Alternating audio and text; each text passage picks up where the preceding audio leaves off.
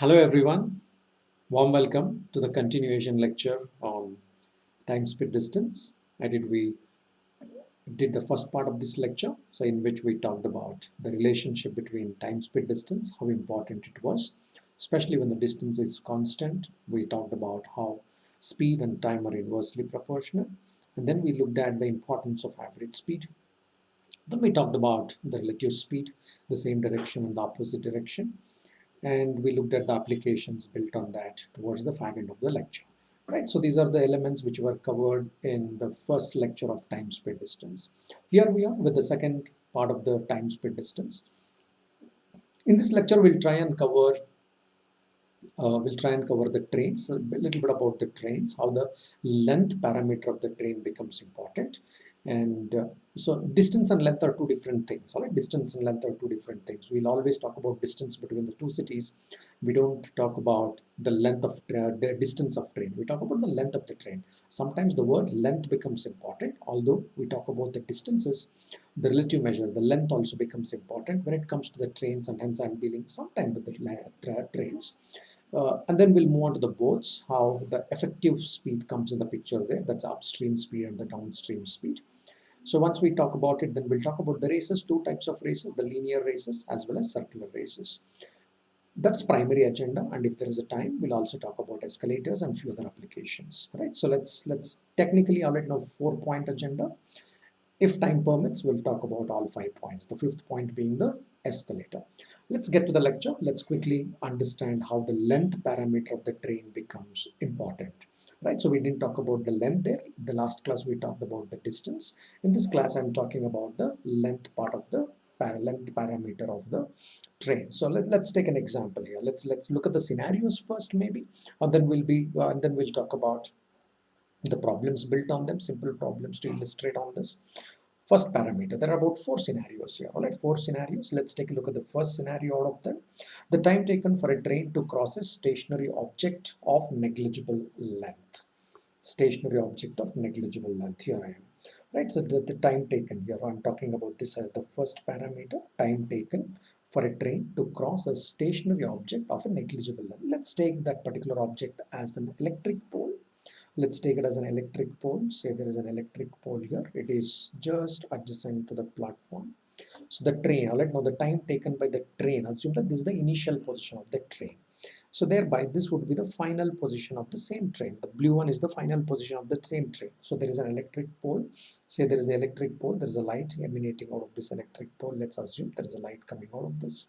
So therefore, what is the time taken by the train? Which means technically what should happen? Train should cross its own length. If there is a point X here, the end of the train, the same point X need to reach this particular place. That is when you say that the train has covered its own length. The train has covered its own length. Therefore, what is the distance the point particle X should travel?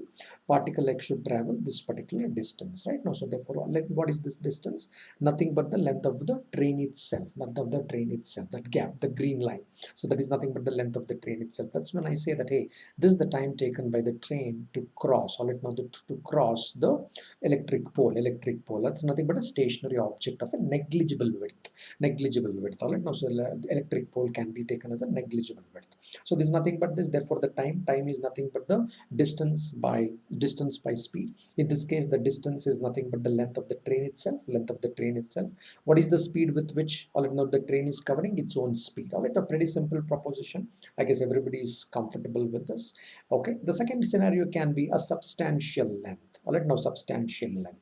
Time taken by the train to cross a stationary object of a substantial length. Let's say this time, all right, there is a platform. Let's call it as a platform here, friends. Let's call it as a platform. There is a platform. The green one is a platform.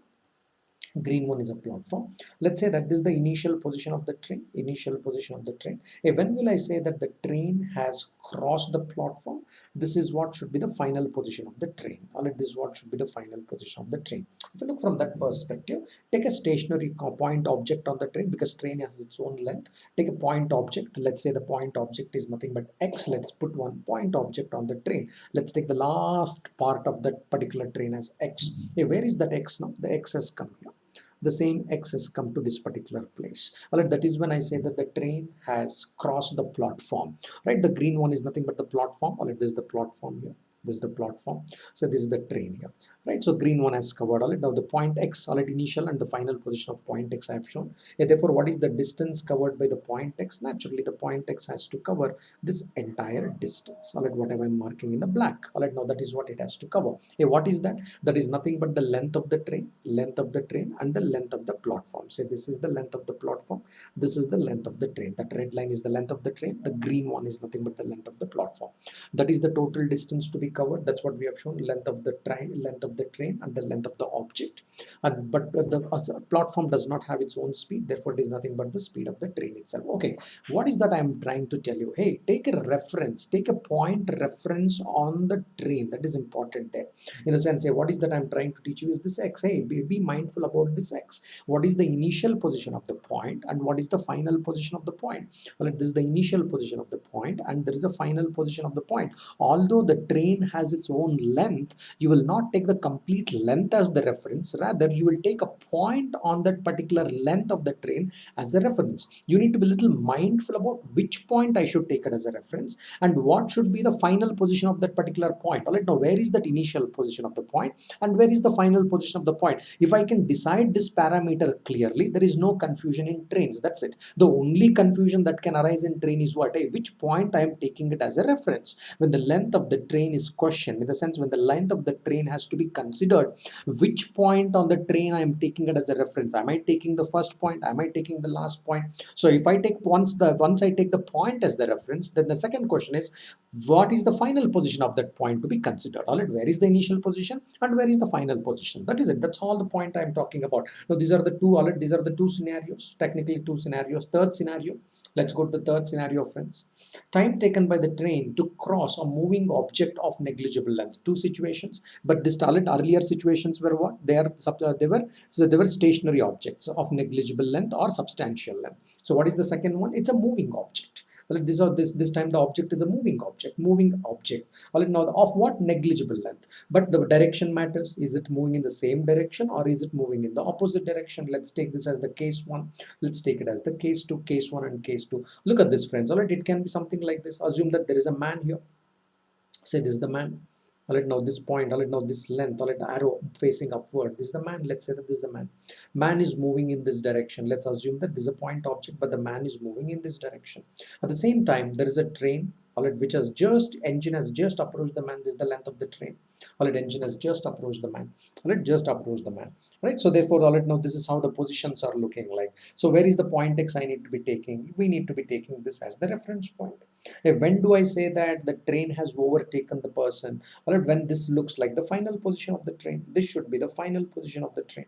All right, same length of the train. The point X should come here, but there is a relative speed. Is the man stationary and standing there? Of course not. Of course not. Right now, man is also moving. But what is the relative distance? Already in the last class, I talked about it. Relative distance. Whenever you talk about the relative distance, is the extra distance or the total distance? We talked about it. Okay, therefore, this is the relative distance. This hashed portion is the relative distance between the man and the train. Of course, you should not take the engine of the train as the reference. When the engine of the train is meeting that particular man, you are taking the tail, last point, as the reference. That is the point X. Well, therefore, this is the relative distance between the man. So therefore, the meeting time is nothing but what? The length of the train itself. Length of the train itself. Hey, what is the relative speed? Relative speed is nothing but the difference between the speeds of the train and the speed of the man, because man and train are moving in the same direction. Okay, yeah. So what about the second scenario here? What about the second scenario here? If this is the train and the man is right here, the man is right here, and the man is also moving in the opposite direction. Assume that man is moving in this particular direction, opposite direction. Man is moving in the opposite direction. Okay, so then this time what you will say here, hey, what is the relative distance? This is the point. Already you take this point tail as the reference. Hey, what is the relative distance between the man and this particular train? You will say that this is nothing but the length of the train. But since the man is moving in the opposite direction, you will say that the relative speed is nothing but the sum of their speeds. Right now, that is the second scenario.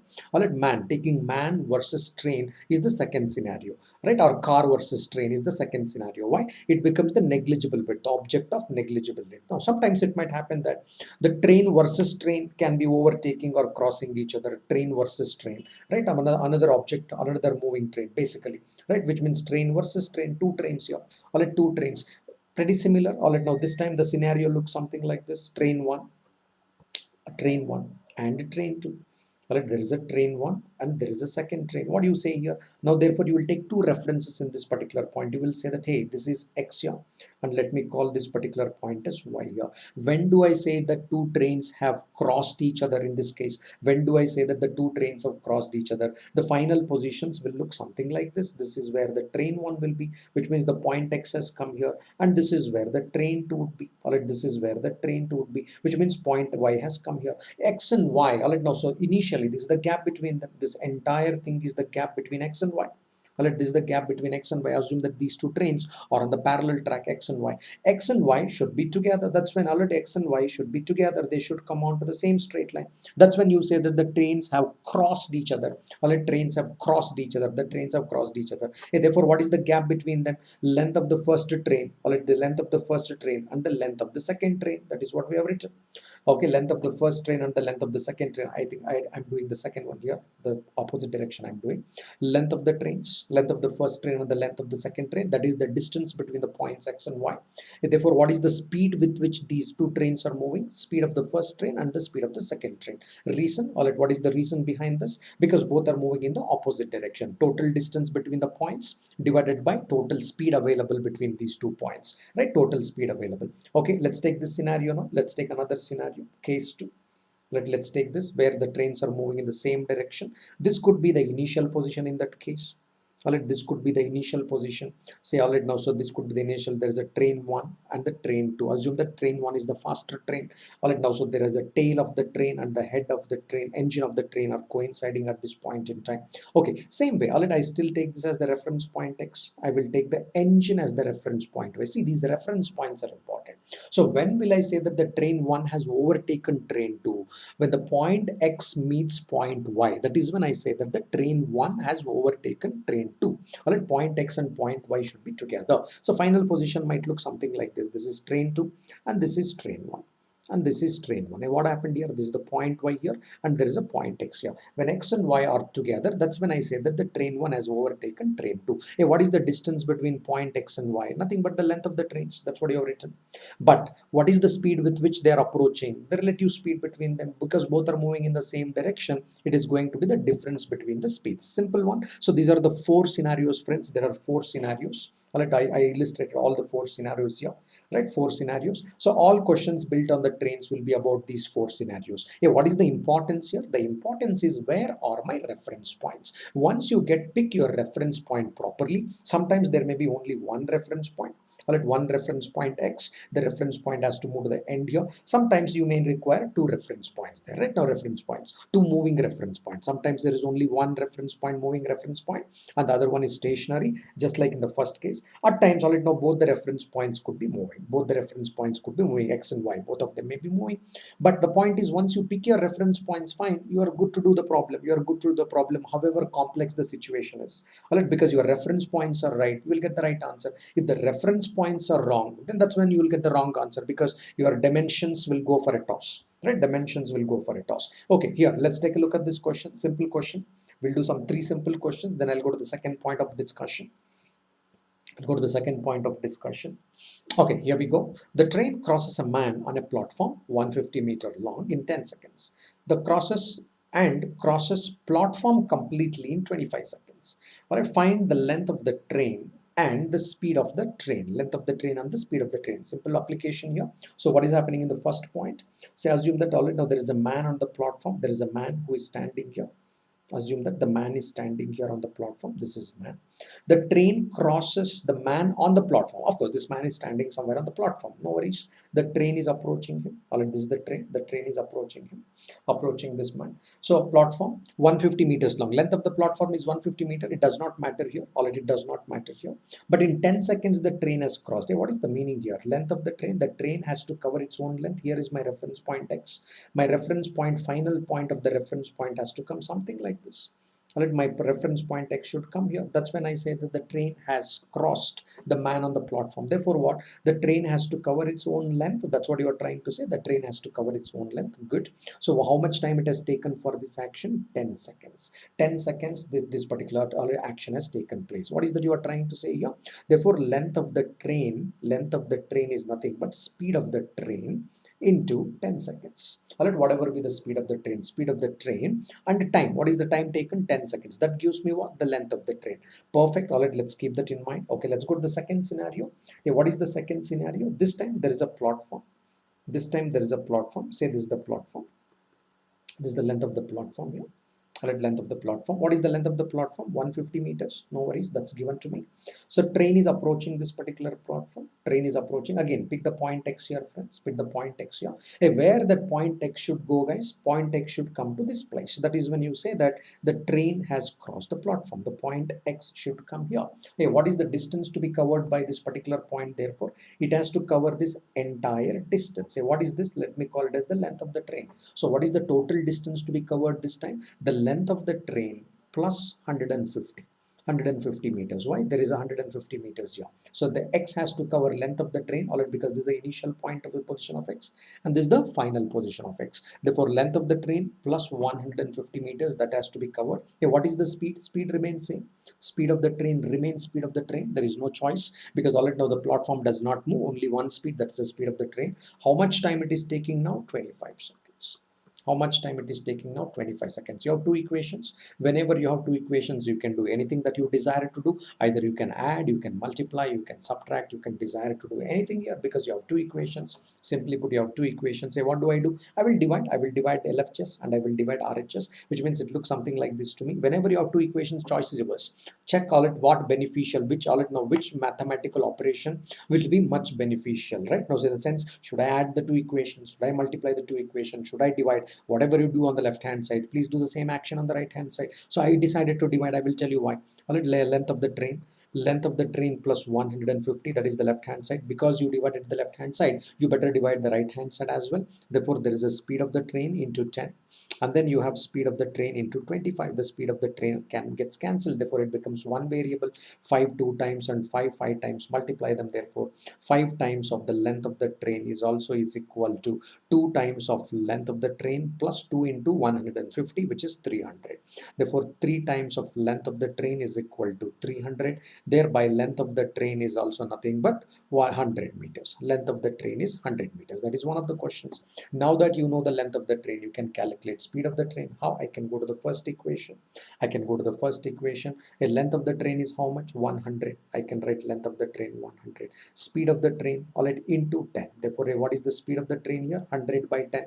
All right, speed of the train is 100 by 10, which is equal to 10 meters per second. Okay, simple one. All right, simple nut. Okay, so this can be done mentally as well. Don't bother. This can be done mentally as well. Since I'm doing the very first question, it's a kind of a warm-up as well. When we take some of the simpler questions in the first 20-30 minutes of the lecture, it's also to build the momentum.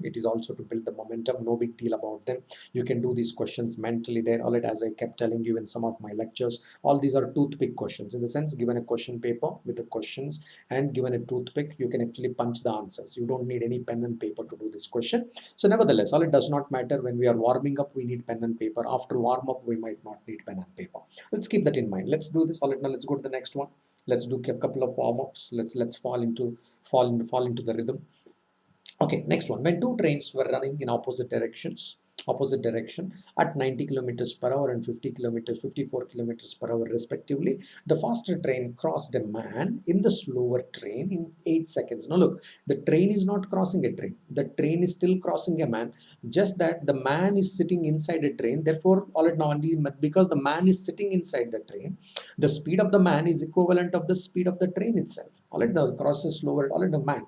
Okay, yeah, so therefore all right, that's a point author is trying to make. All right, faster train crosses a man is sitting in what? All right, man is sitting in the slower train. Here is the man is sitting in the slower train. Hey, what is the speed of the man? So you may say that no, man is sitting in that slower train. Sure, therefore the speed of the man is 0. No, but speed of the man, all right, now is nothing but the speed with which the train is moving. All right, now because the man is moving now, although he is not putting any effort, the vehicle in which he is sitting has an effort. Therefore this question is pretty simple, guys. All right, now one, all right, there is a train, all right, which has 90 kilometers per hour. All right, now there is a man, the speed of this man is 54 kilometers per hour. All right, that is the point author is trying to make, which means one object has a length, the other object has no length. The other object is a point object. Other object is the object of a significant width. That's a man. All right, now because you may say that, hey, on the face of it, the issue looks like, aren't there two trains? Of course, yes. But is the train crossing a train the issue here? No. The train crossing a man is the issue here. Therefore, the man does not have the width. Therefore, the speed of the train has been transferred to the man. Therefore, I will now call this as a one of them is a train, the other one is a man. That's the whole issue of this particular question. Great. All right. So now, are they running in the same direction or opposite direction? They are running in the opposite direction. All right, they are moving in the opposite direction. I would rather draw the line diagram. Might look something like this. All right, this is the man. All right, this is the train here. Say this is the last object I'm tracking. So man is right here. All right, the man is right here, moving in this particular direction. Say this is the man. All right, the red line. All right, now this is the man. All right, moving right in this particular direction. All right, this is the man here. All right, man is moving in this. All right, man is moving in this direction here. Okay, so what is the relative speed? Therefore, relative speed is nothing but 90 plus 54 kilometers per hour. I'm talking about the relative speed, friends, between the train and the man. All right, that's kilometers per hour. But if I want meters per second, you may wonder why meters per second, because the time is given in seconds, the distance is asked, length of the train is asked in meters. So why don't you convert the speed to meters per second? Good. 5 by 18 we learned in the last lecture. All right, 5 by 18 meters per second. All right, 5 by 18 meters per second. All right, now therefore simplify this. Well, that's 144, 8 into 5, 40 meters per second.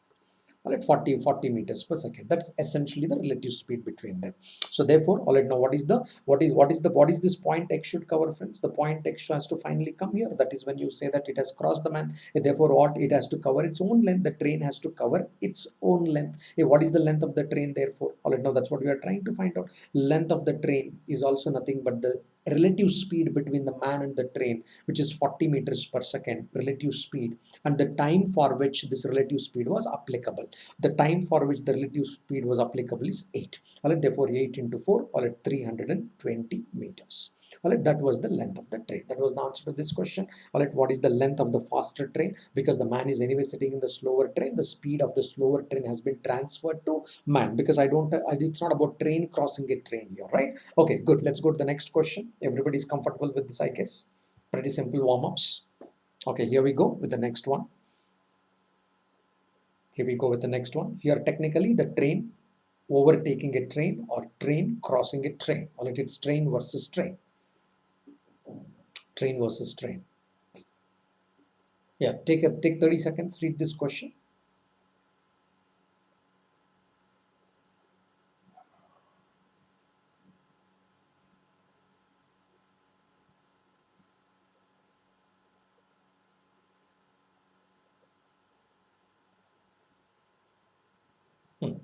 Okay, yeah, so there are two things. All right, now on one hand there is a overtaking action happening.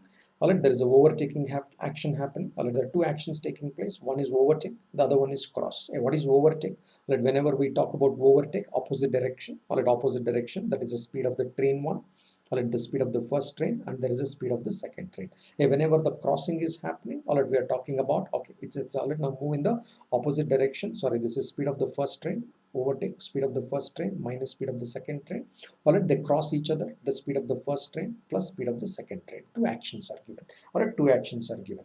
Okay, yeah, so therefore the first one. All right, now in the first case, what has to happen, guys? So 130 meters, and the first case. All right, now there is another one with 110 meters. Say this train is 110 meters, this train is 130 meters. If there is a point x here and the point y here, x and y, that is the train. All right, now at that point x and y should meet together. All right, meet together. Of course, I've shown it already in the diagram, which means the faster train has to come, all right, with the point x has to come to the point y. What is the relative distance to be covered? Therefore, 130 plus 120. The relative distance to be covered is 240 meters.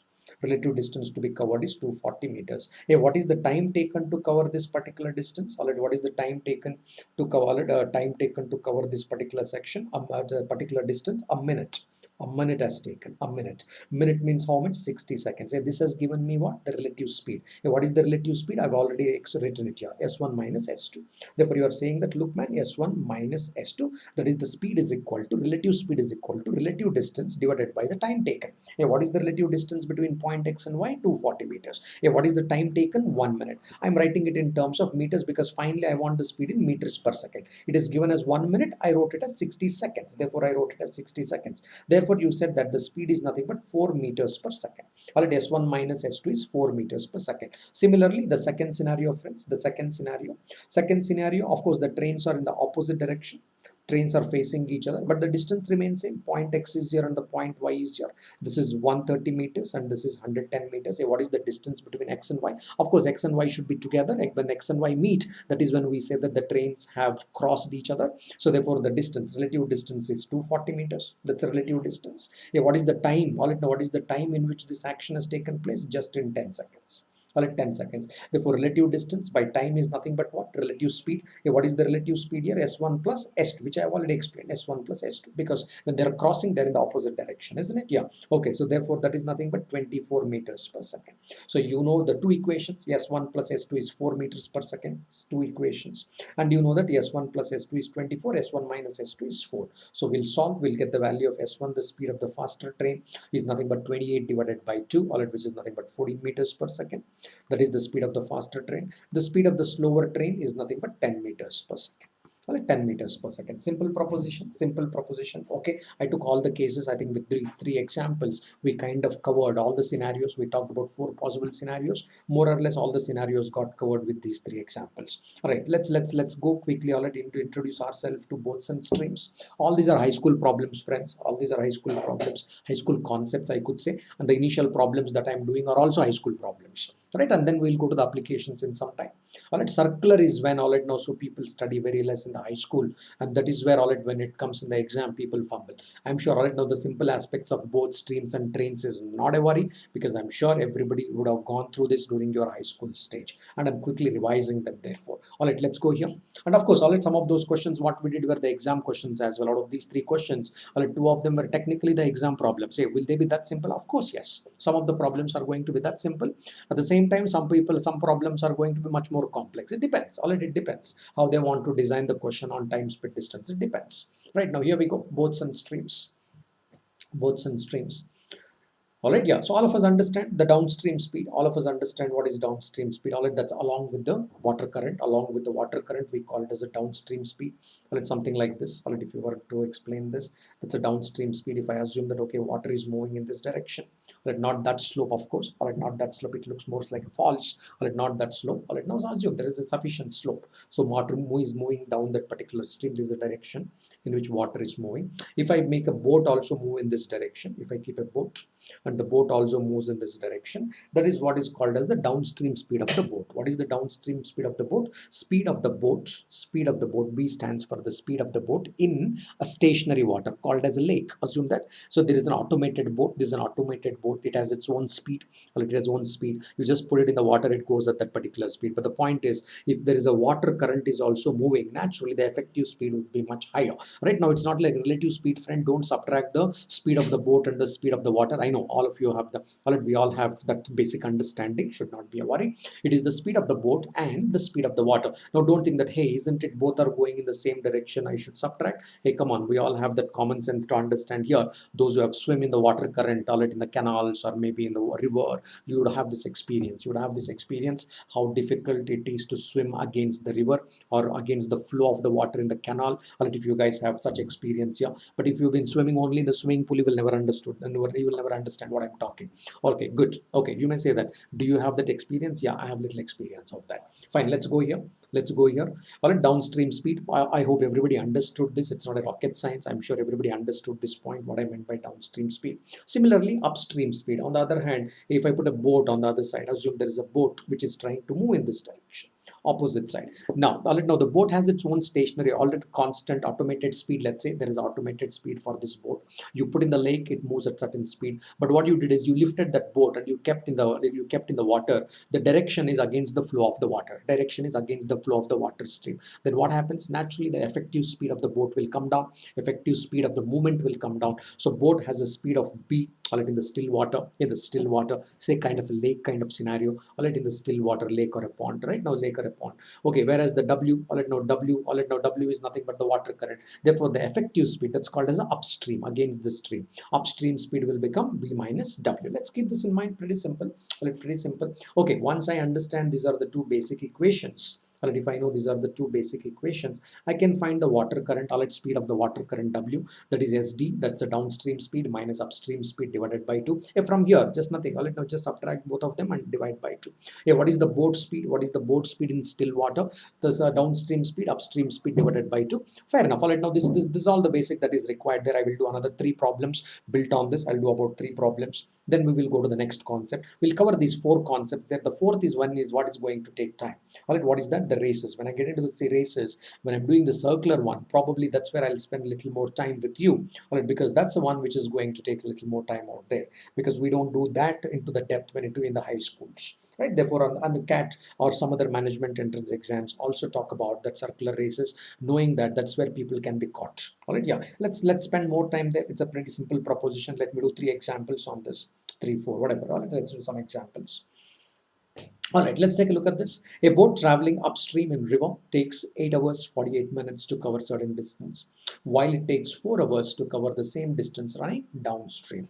All right, yeah, what naturally downstream, all right, same distance is constant, friends. Yeah, what is the rate? Okay, again, all right, now so I may not be very conscious about these facts, but be mindful. I told you in my last lecture, look, all right, sometimes the distance is constant, or the time is constant, or the speed is constant. You be mindful about it whenever you get stuck. All right, make a deliberate thought, because sometimes it is fine. You take it for granted because the question is so simple, you understood so well. You don't have to really think that is the distance constant in this problem, is a part of distance constant in this problem, a time constant in this problem. You might not really think about them. Just like, all right, now those who have been driving, you will be not really conscious about what your left leg, left hand, the right hand will be doing there. All right, now you may not be conscious. Assume that if you are driving a 4-wheeler, all right, not if you are driving a 4-wheeler, your car, right, which has a manual, all right, which has that manual gear system, not the automated. Your right hand will be doing something, left hand would be doing something, right leg would be doing something, left leg would be doing something, but you will not become really mindful about it unless there is some problem. So they will be doing seamlessly well. Same thing out here. Sometimes your mind will be just talking about it. It will not really become conscious about is the distance constant, is the time constant, because mind has perceived it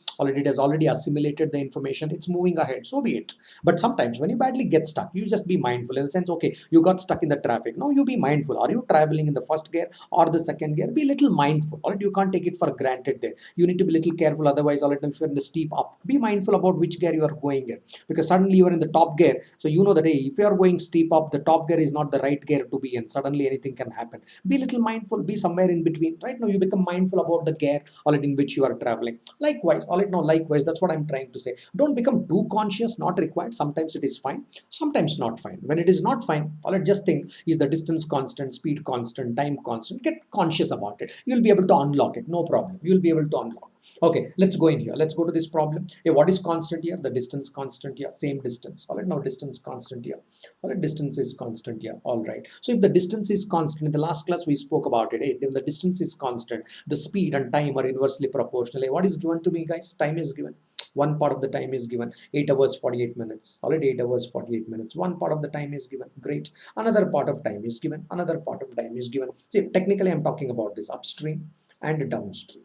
And downstream time and the speed. What is the speed? Upstream speed and downstream speed. What time is given to me? All right, now the time is given. All right, now what is this here? The time. All right, now time for the upstream journey, 8 hours 48 minutes. 8 hours 48 minutes, convert 48 minutes. 8 hours 48 minutes is nothing but 8 plus 48 minutes is 48 by 60. All right, 48 by 60 what hours? Right now 48 hours full plus 48 minutes. 48 minutes can be written as 4 by 5 hours.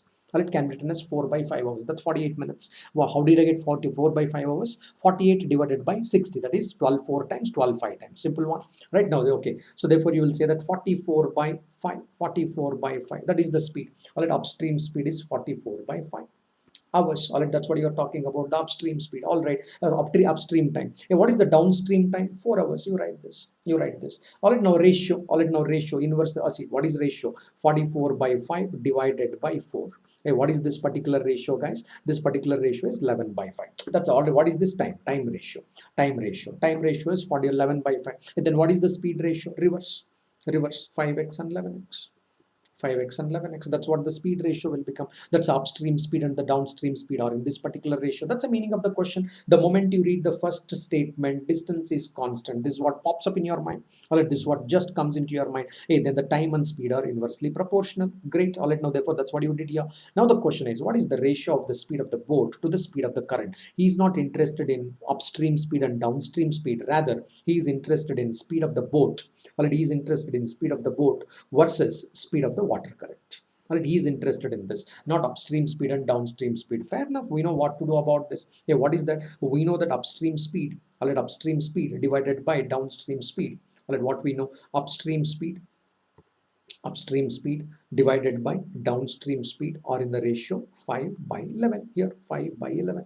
Okay, what is upstream speed? We talked about it. Upstream speed is nothing but speed of the boat minus speed of the water. All right, speed of the water, that's upstream speed. What is downstream speed? Speed of the boat plus speed of the water, which is 5 by 11. So I will simplify this. I will get the boat by water speed, the ratio of the boat and speed. Okay, simplify this. Therefore you would say that 11b, I'm simplifying this, guys, 11b minus 11w is also equal to 5b and 5w. 5b and 5w. 5w. All right, now therefore you would say that, okay, 6 times of b is also equal to 16 times of w. Therefore b by w is nothing but 8 divided by, or 8 divided by 3. That's the required answer. 8 by 3 is the required answer. You would have come back and plug the answer as 8 by 3. Simple one, simple one. Okay, I just kind of reminded from the previous lecture as well. In the last lecture we learned about it. All right, when the time ratio is given, I can find that speed ratio is inversely proportional when the distance is constant. That's what I precisely used. Can I use this on the upstream downstream speed as well? Any speed, or at any speed. Why not on upstream speed, downstream speed? You can use it on any speed. That's the point I was trying to make here. All right, let's take a look at the next one. Let's take a look at the next one out here.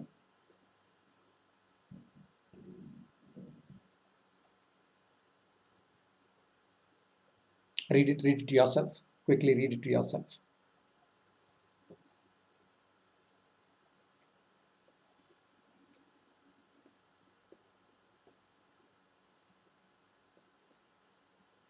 Yeah, okay. A motorboat can travel 10 kilometers per hour in still water. That's given. It traveled 91 kilometers downstream in a river and returned, taking altogether 20 hours round trip. All right, a round trip has taken 20 hours. Again, round trip is 20 hours means what? Well, it implies that a round trip means whatever it went down, it came back the same distance. All right, therefore the distance is constant. Once you read this question, you understand that the distance is constant. It traveled 91 kilometers downstream in a river and returned, all right, and it came back that particular distance. Therefore the distance is constant. So 91 each. All right, by taking altogether 20 hours, find the rate of the flow of water. All right, therefore the speed of the water, because the speed of the boat is given. Speed of the boat is given. So therefore author is questioning, tell me what is the speed of the water current. Simple. This is what you will do here. All right, now downstream. All right, downstream time and the upstream time. Downstream time and the upstream time is 20 hours. That is what is given to me. Downstream time taken for the downstream journey, and the time taken for the upstream journey is 20 hours. Fair enough. All right, now so what is the time taken for the downstream journey? 91 plus the speed of the boat. All right, speed of the boat and speed of the water. And speed of the water, that is the time taken for the downstream journey. Perfect. Hey, what is the time taken for the upstream journey? Hey, what is the distance covered under upstream? Same 91 kilometers it has to come back. Hey, what is the speed at which it is coming back? 10 minus w, because water is creating a resistance for the boat to go up. Right now boat can move at 10 meters per hour in the 10 kilometers per hour in the still water, but water is trying to resist that speed. All right, therefore 10 minus w, all right, 10 minus w, which is equal to 20. What did I do? Nothing. All right, I understood that. What is this 20 standing for? This 20 is nothing but the time for the downspeed journey, and the time for the upspeed journey together is 20. All right, that together is 20. So what is that time? Time is nothing but the distance by speed. I applied it to close this. I applied this to close this. It do what? Simply cross multiply. No big deal about this. Just cross multiply. You will get it. But you will get it. Therefore, 91 times of 10 minus w call it plus 91 times of 10 plus w. 10 plus w is equal to 20 times of LCM, guys. Call it 10 square and w square, a plus b, a minus b, 10 square minus w square. All right, because that's what you have in the denominator, 10 plus w and 10 minus w, nothing but what, 10 square and w square. Fair enough. All right, now so from here you realize that a plus w and minus w gets cancelled, that is 91 is common there. All right, therefore they get cancelled, and then you say that 91 times of 10 plus 10, 20 is also equal to 20 times of 10 square minus w square. Right, from here you realize that the 20 also gets cancelled, therefore you will say a w square is equal to 9, w is equal to plus or minus 9, therefore w is equal to plus or minus 3, but you can't take minus 3, water speed cannot be minus 3, therefore the speed of the water is 3 kilometers per hour. All right, because we are talking in terms of kilometers per hour, rate of flow of water, you are saying that okay, this is 3 kmph. Right, 3 kmph, kilometers per hour. Fair one, fairly simple one. And there are alternative approaches also, don't bother, we'll come to that already if it is required. It's a simple one, fairly straightforward and simple one, which you can dealt with this, because it's just creating one simple equation there, no big deal about it. All right, there is, I don't see any reason, it's all high school question, I don't see any reason why somebody cannot solve this. So this again, this is again an exam question, all right, management entrance exam question as it is. Simple ones, simple ones. Do they ask such questions? Yes, of course. Take another one. All right, this is also an entrance exam test question, very similar to one of the CAT questions. I only change the numbers. I only change the numbers. You try this, then I will go to the third point. After this, we'll switch to linear races. Take it up, guys. Take a minute. Take a minute. Write the initial, get that initial momentum. What do you want to write first? Put that to perspective. Then we'll come back and discuss.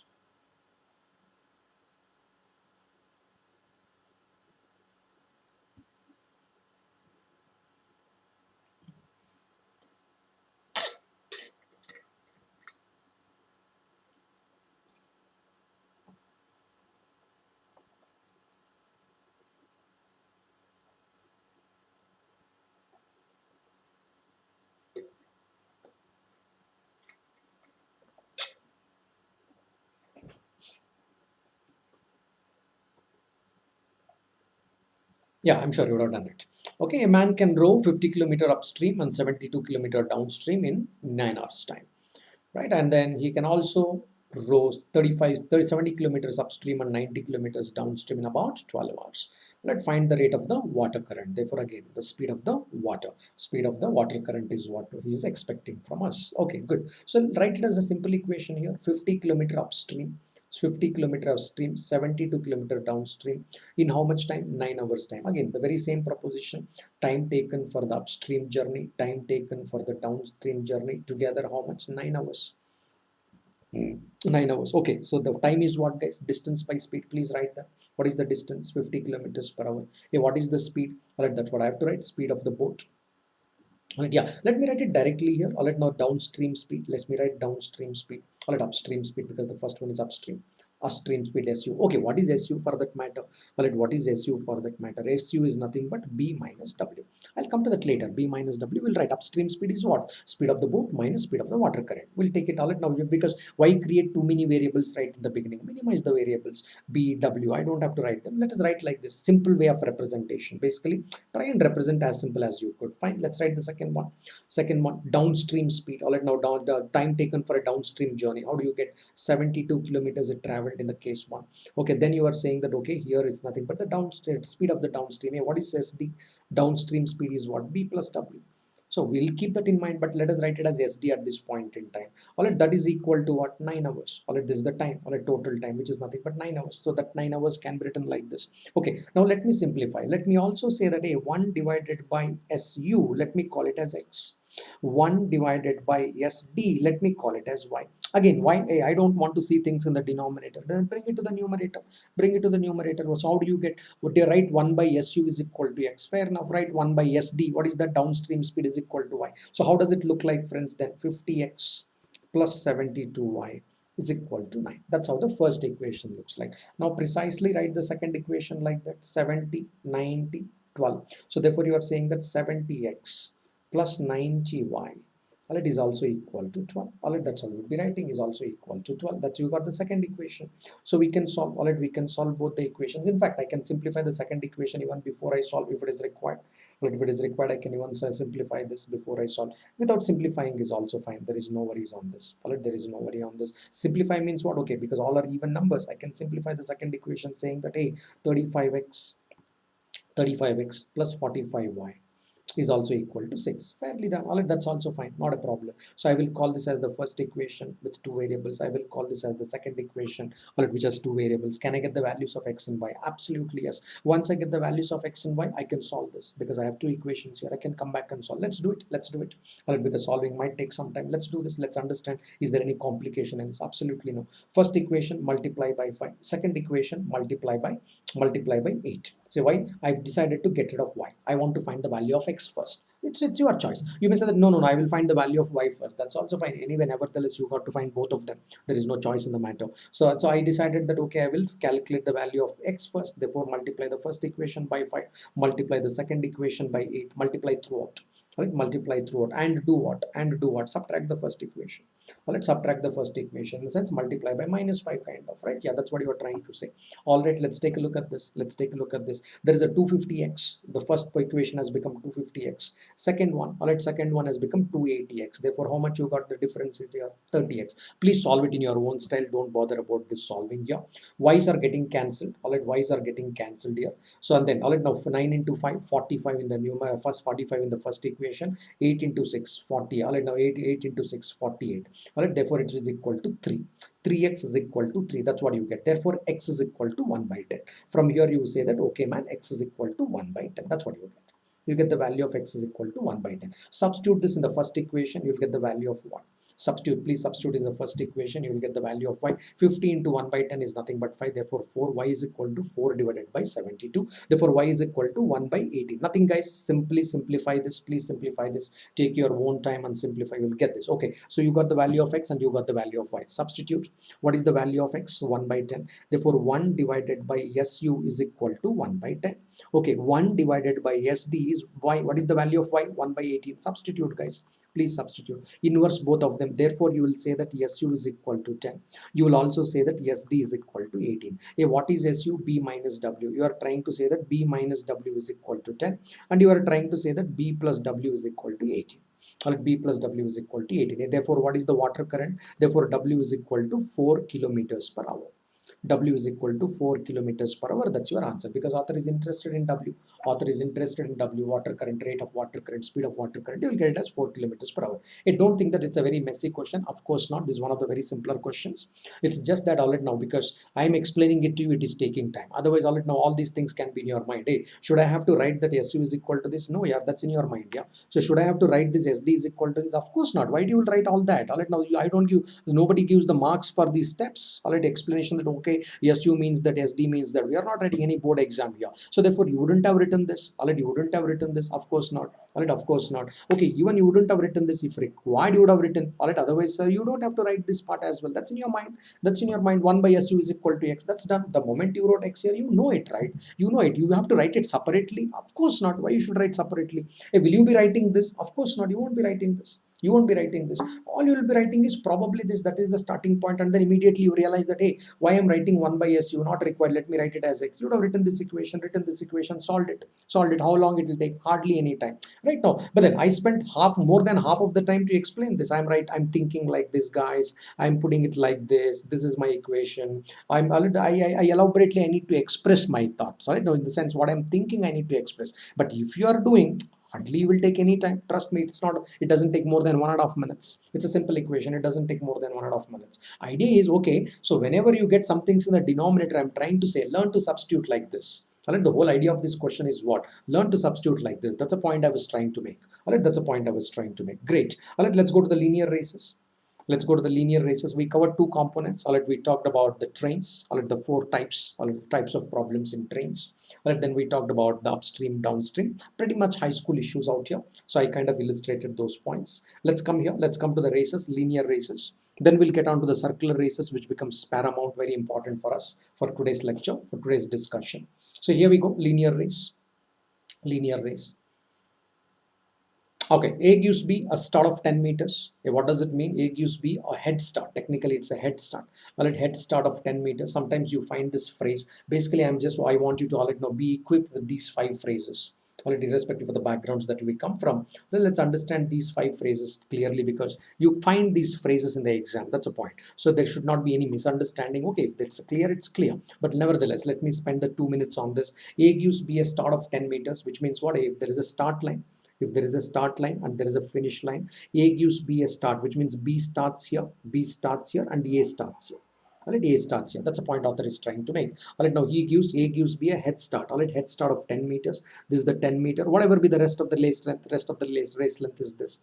This is the rest of the race length. But he's saying that B, you start ahead of me. All right, when the whistle blows, you run 10 meters ahead of me. All right, you start there. I'll start here. That's what A is trying to tell. Second one, A gives B a start of 10 seconds. What does it mean by 10 seconds? Okay, there is a start line and there is a finish line. He says that B, you start running first. I will also run from here, but I will run after 10 seconds that you run. So therefore, after 10 seconds, naturally B would be somewhere here. All right, B would be somewhere here. What is the distance covered by B? After 10 seconds, the time is 10 seconds and the speed of B. And the speed of the B, that is the distance which you would have covered, or which you would have covered. That's a distance. If you say that how far he has moved, depends on his speed, how fast he has run. All right, therefore that is nothing but the speed of the B. All right, into 10. All right, what is the 10? 10 seconds. In this case, he has given a head start of 10 seconds. Head start of 10 seconds. That's much ahead B would be. Right? Yeah, good. So all right, the next one. A beats B by 10 meters. All right, A beats B by 10 meters. Both of them started here. A started, B started simultaneously, let's say. All right, now A beats B by 10 meters, which means it's a finish line. When A reached here, B was found somewhere here, B was found somewhere here. The gap is 10 meters between them, which means when the moment A finished, when A turned back and saw B, all right, B was 10 meters behind him, 10 meters behind him. All right, yeah, similarly, A beats B by 10 seconds. Instead of this 10 meters, you say that, okay, B requires another 10 seconds to cover this. What do you mean? All right, what is this distance? Therefore, this distance is 10 seconds and the speed of B. And speed of B, that would be this particular distance. All right, that would be this particular distance. Okay, dead heat means what type? All right, that's also called as dead heat. Dead heat means tie. All right, tie in the sense like both refinish at the same time. All right, both finish at the same time. Let's just keep these words in mind. Let's keep these words in mind. Let's go to the questions. Let's go to the questions. Simple one. So we talked a lot of linearity yesterday.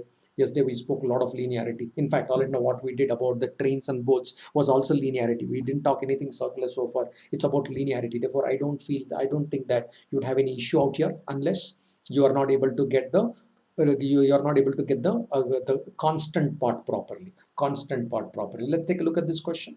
Let's take a look at this question. Let's take a look. Read it to yourself once.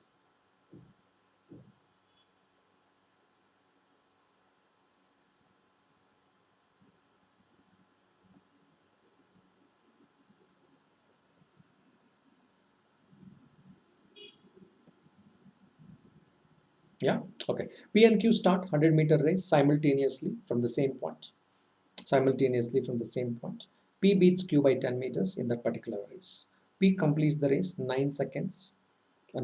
P completes the race. If P completes in 9 seconds, then the find time taken by Q to complete this particular race, assuming both of them run with uniform speeds throughout the race. What do you mean by uniform speeds? There is no acceleration. Okay, that's a standard assumption. Standard assumption, there is no acceleration. Since, see, technically the distance run in the first 1 second will not be same as the distance run in the next 2 seconds. Why? Because we are human beings. Acceleration comes in the picture. Naturally, all the momentum has to be built. The first second, solid number of steps you take are fewer than the next 1 second and fewer than the next 1 second. I'm not saying that the completely acceleration will be built throughout the 10 seconds or 9 seconds. May not be true, but acceleration will be built definitely in the first 3 seconds or so. That is what you mean by the word uniform speed. Even if it does not mention the uniform speed, it's always the uniform speed. All right, acceleration does not come in the picture while we are solving these questions in the entrance exams. There is no question of acceleration. That becomes too much of a physics. If it has been a physics, all right, if you've been doing the 11th standard physics or 12th standard physics, naturally they want you to consider acceleration. That is the big difference between the science student and the management student. If you are doing a pure sciences, I'm sure this question comes with acceleration. Without acceleration, it won't become a physics question. They will put an acceleration into this, then they will say that, okay, please use S is equal to ut half, all that drama, right? Now at square, all that stuff, all that will come in the picture there. So all right, now so some more data will be of course given. All right, that becomes a proper physics question there. Okay, don't bother about it. Technically, what I'm trying to say is, hey, chill guys, there is no acceleration. Already, even if you come, even if you know your physics really well, so we are not going to consider acceleration. Without acceleration, it's a cakewalk. Becomes pretty simple question to solve. Let's take a look here. Let's take a look here. What is constant here? Time is constant. Time for which analysis happened is constant. Time is constant. Time is constant. Hey, what is the time constant? Let's think about this. It's a 100-meter race. Start and finish. All right, there is a start and there is a finish. So both P and Q started here simultaneously. P started here and also Q started here. Great, both started there. Now you are observing this particular race. Observing this particular race. At one point you found that P is here. He finished this particular race. At the same time you found that Q is here.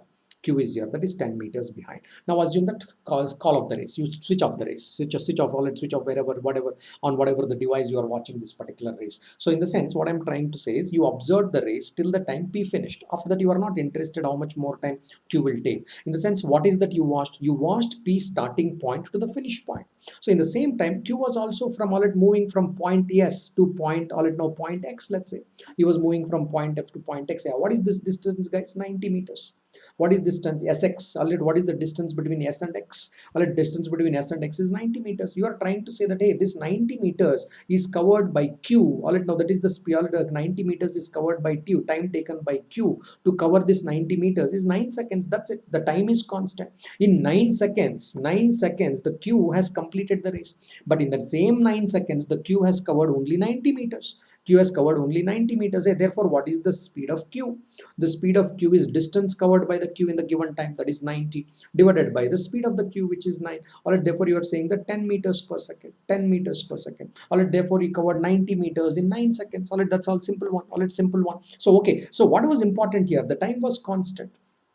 Time for which you watch this particular race is constant, which means in the given time the P covered entire 100 meters, but in the same 9 seconds the Q covered 90 meters. That's all the point author was trying to make here. Pretty simple one. See, the moment in races, okay, the point I'm trying to make is in linear races, more often than not the time will be constant. You got to understand that what distance was covered by these folks in that given constant time, right, in that given constant time. Because for the other fellow to finish the race, extra time is required. Forget it. In the given constant time, when the race is actually over, which means when the winner is decided by that, in that particular time, look what others were, where others were, what is the distance covered by the others when the winner was already decided, which means winner has already hit the finish line. All right, now that's a point. That time is constant. The moment you understand that, okay, linear races, the primary parameter is time constant. If you get this, your half job is done. Your half job is done. That's all the point I was trying to make here. Time is constant. You get this point? All right, no, time is constant. All right, the moment you get this point, your half job in linear races is over. If you got my point, all right, try another one, friends. Try another one.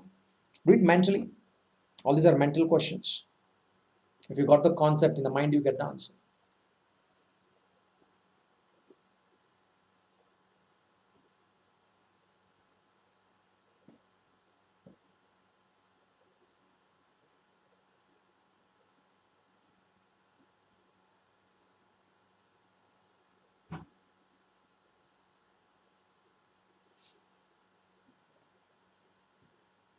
Yeah, done? Okay. Okay. So now what is this question about? All right, what is it trying to say? Fine. Can I spend the speed of A? Yes. I can find the speed of A. Why? All right, this guy has run 100 meters. 100 meters. 100 meters. He runs at a constant speed of 40 kilometers per hour. All right, therefore 40 kilometers per hour, 40 into 5 by 18. 40 into 5 by 18. Right now, that's what you do there. All right, now therefore 9 meters per second. 9 meters per second. Same 40 kilometers per hour is nothing but, all right, now, so his speed, all right, now 40 kilometers per hour, all right, now that's what you said. Well, sorry, the time taken by A. Time taken by A is 9 seconds. All right, time taken by A to complete this particular race is 9 seconds. He has run the entire 100 meters in 9 seconds. That's the point you are trying to make. Because time is nothing but what? Distance by speed. The distance is no 100 meter is what they are running. So what is the speed with which A is running? 40 kilometers per hour. I just converted into meters per second so that I got the time in terms of 9 seconds. In 9 seconds, A completed the race. Now look at this. So what is this scenario about? So A, from A's perspective, start to finish. A was here at some point in time, and A is here right at the end of the 9 seconds. Look at the analysis for 9 seconds, friends, because that's the time. I said the time is constant. You just have to be mindful about in that constant time what action is taking place. Now look, A gives B a start of 4 meters. See, he says that A, you fellow, you start here. All right, now he's saying B that you start here, you don't start with me. So what is this gap here? 4 meters. Good. All right, now that's where he's starting. All right, he's starting here and still beats him by 3 seconds. Beats him by 3 seconds. In the sense, what is that you are trying to say? All right, now still, all right, now he has to move. All right, B was found here. B was found here despite giving a head start. All right, now B started at a point X and B finished at a point Y. All right, B finished at a point Y. So all right, that's what you saw the journey. In the sense, like you said that B is not starting at the starting point. So you were a little surprised. Hey, why B is not starting at the starting point, but he's starting at the point X. Let him start. There was a head start which was given. Good. So now you're imagining that probably B should win this particular race because this fellow is starting a little ahead.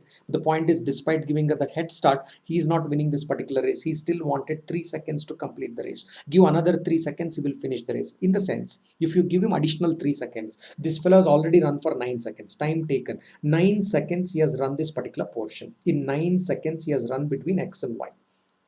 9 seconds he has run between X and Y. Who? I'm talking about B, friends. In 9 seconds he moved between X and Y. How much more time is required to move between Y and finish line? Y and finish line, how much time is required? 3 more seconds is required. In the sense, give him 12 seconds. Give him 12 seconds. In 12 seconds, B would move this particular distance. All right, B would move this particular distance. Point is, how much is this particular distance? 96 meters. Yeah, how do you know it is 96 meters? Because S to X is 4 meters. Subtract those 4 meters. Therefore, the remaining distance is 96 meters. Do I know the distance now? Yes. Do I know the time taken by B to move that 96 meters? Yes, that is 12 seconds. So therefore, what is the speed of the B? Speed of the B is distance traveled by B. All right, 96 meters he can travel in what time? In 12 seconds time. All right, in 12 seconds time. Therefore, you are getting the speed of the B. Yeah, what is the speed of the B therefore? All right, now so 8 meters per second.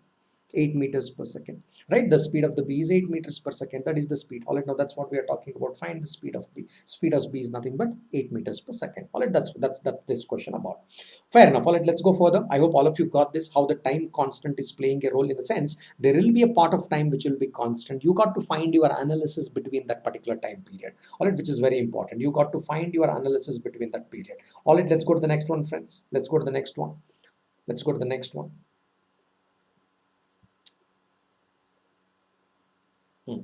Here we do. Think about it. I'll give you 30 seconds to 45 seconds. Quickly think about this.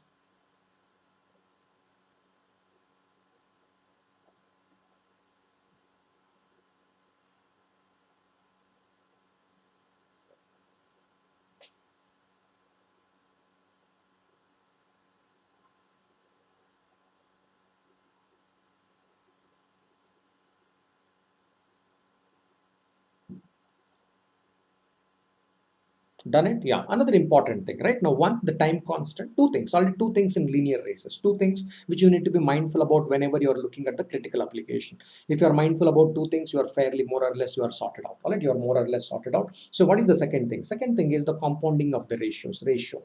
All right, ratio becomes very, very important there. The ratio is important. All right, why? Well, because the distance will be directly proportional. All right, now when the time is constant. Time and the ratio. I'll come to this. I'll come to this. Ratio is another very important critical factor.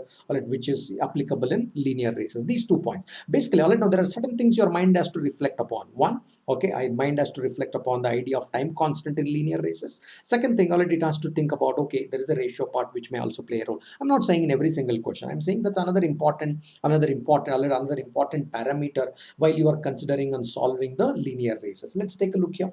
A beats B by 80 meters in a 100-meter race. We are already comfortable with this, guys. So if A has traveled 100 meters in the same time, B would be traveling 80 meters. That's the meaning of A beats B by 20 meters in a 100-meter race. Already A beats B by 20 meters. In the sense what? B would be short of 20 meters, right? B would be short of 20 meters. By the time A covered 100 meters, B has a capacity of covering 80 meters. Perfect. Alright, that's perfect. Okay, second one. B beats C by 50 meters in a 200-meter race. What's the meaning of this? By the time B covers 200 meters, by the time B covers 200 meters, C would have covered 150 meters in the same time. By the time means what? Same time. Time is constant. All right, now whatever it is, it's a second statement, right? Separately, by the time B covers 200 meters, C would be covering 150 meters. All right, 150 meters. Good. All right, now so that's B and C. Can I divide this here? If you divide, you divide here also. If you divide, you divide here also. No problem. Okay, take a look at the third one here. C beats D by 25 meters in a 600-meter race. So which means by the time C covers 600 meters, D D would be short of 25 meters, which means 575 meters. I can consider like this. Okay, CD information is given, time is constant. If the time is constant, I can say that C by D. By the time C covers C at 600, D covers 575. Therefore, C by D is 600 by 575. That's right. All right, that becomes the ratio of the distances or the ratio of the speeds as well. All right, either ways it's fine. Now look at that, how beautifully the question is given and how he's asking A and D relationship. If I know the relationship between A and D, I can say that in a kilometer race, what can happen? All right, now, so how do I get this? Just multiply each one of them, multiply each one of them. So everything gets cancelled. All right, now that's what you will understand. A into B, B into C, C into D, all are getting cancelled, friends. We just multiply three equations you have. This is your first equation. Here you have your second equation, third equation, three equations. All right, ratios play a pretty important role. All right, B gets cancelled, C get cancelled. Automatically you will get A by D. Hey, what are the numbers here? 100 by 80. 100 by 80. What is the next one? 200 by 150. Why? You are multiplying three ratios, therefore multiply the numbers corresponding to them. All right, 600 divided by 575. That's what you are writing. Perfect. All right, now simplify them. All right, simplify them. So 150 one time, 154 times. All right, 154 times. Right, okay. So now this is 4 one time and 4 20 times. 20 times. This is 20 one time and this is 20 10 times. Yeah, okay, what is the numerator, friends? 1000. What's in the denominator? 575. What is the technically you are trying to say? You are trying to say that A by D is equal to 1000 divided by 575. Meaning what? By the time A runs 1000 meters, by the time A runs 1000 meters, D has a capacity to run 575 meters. Say there is a start line and a finish line. What you are trying to say, A and D started the race, 1000-meter race, or a 1000-meter race. By the time A finished 1000 meters, you said that, hey, D is found somewhere here. All right, the D is still found somewhere here. What is, all right, now say point X. What is this distance? 575.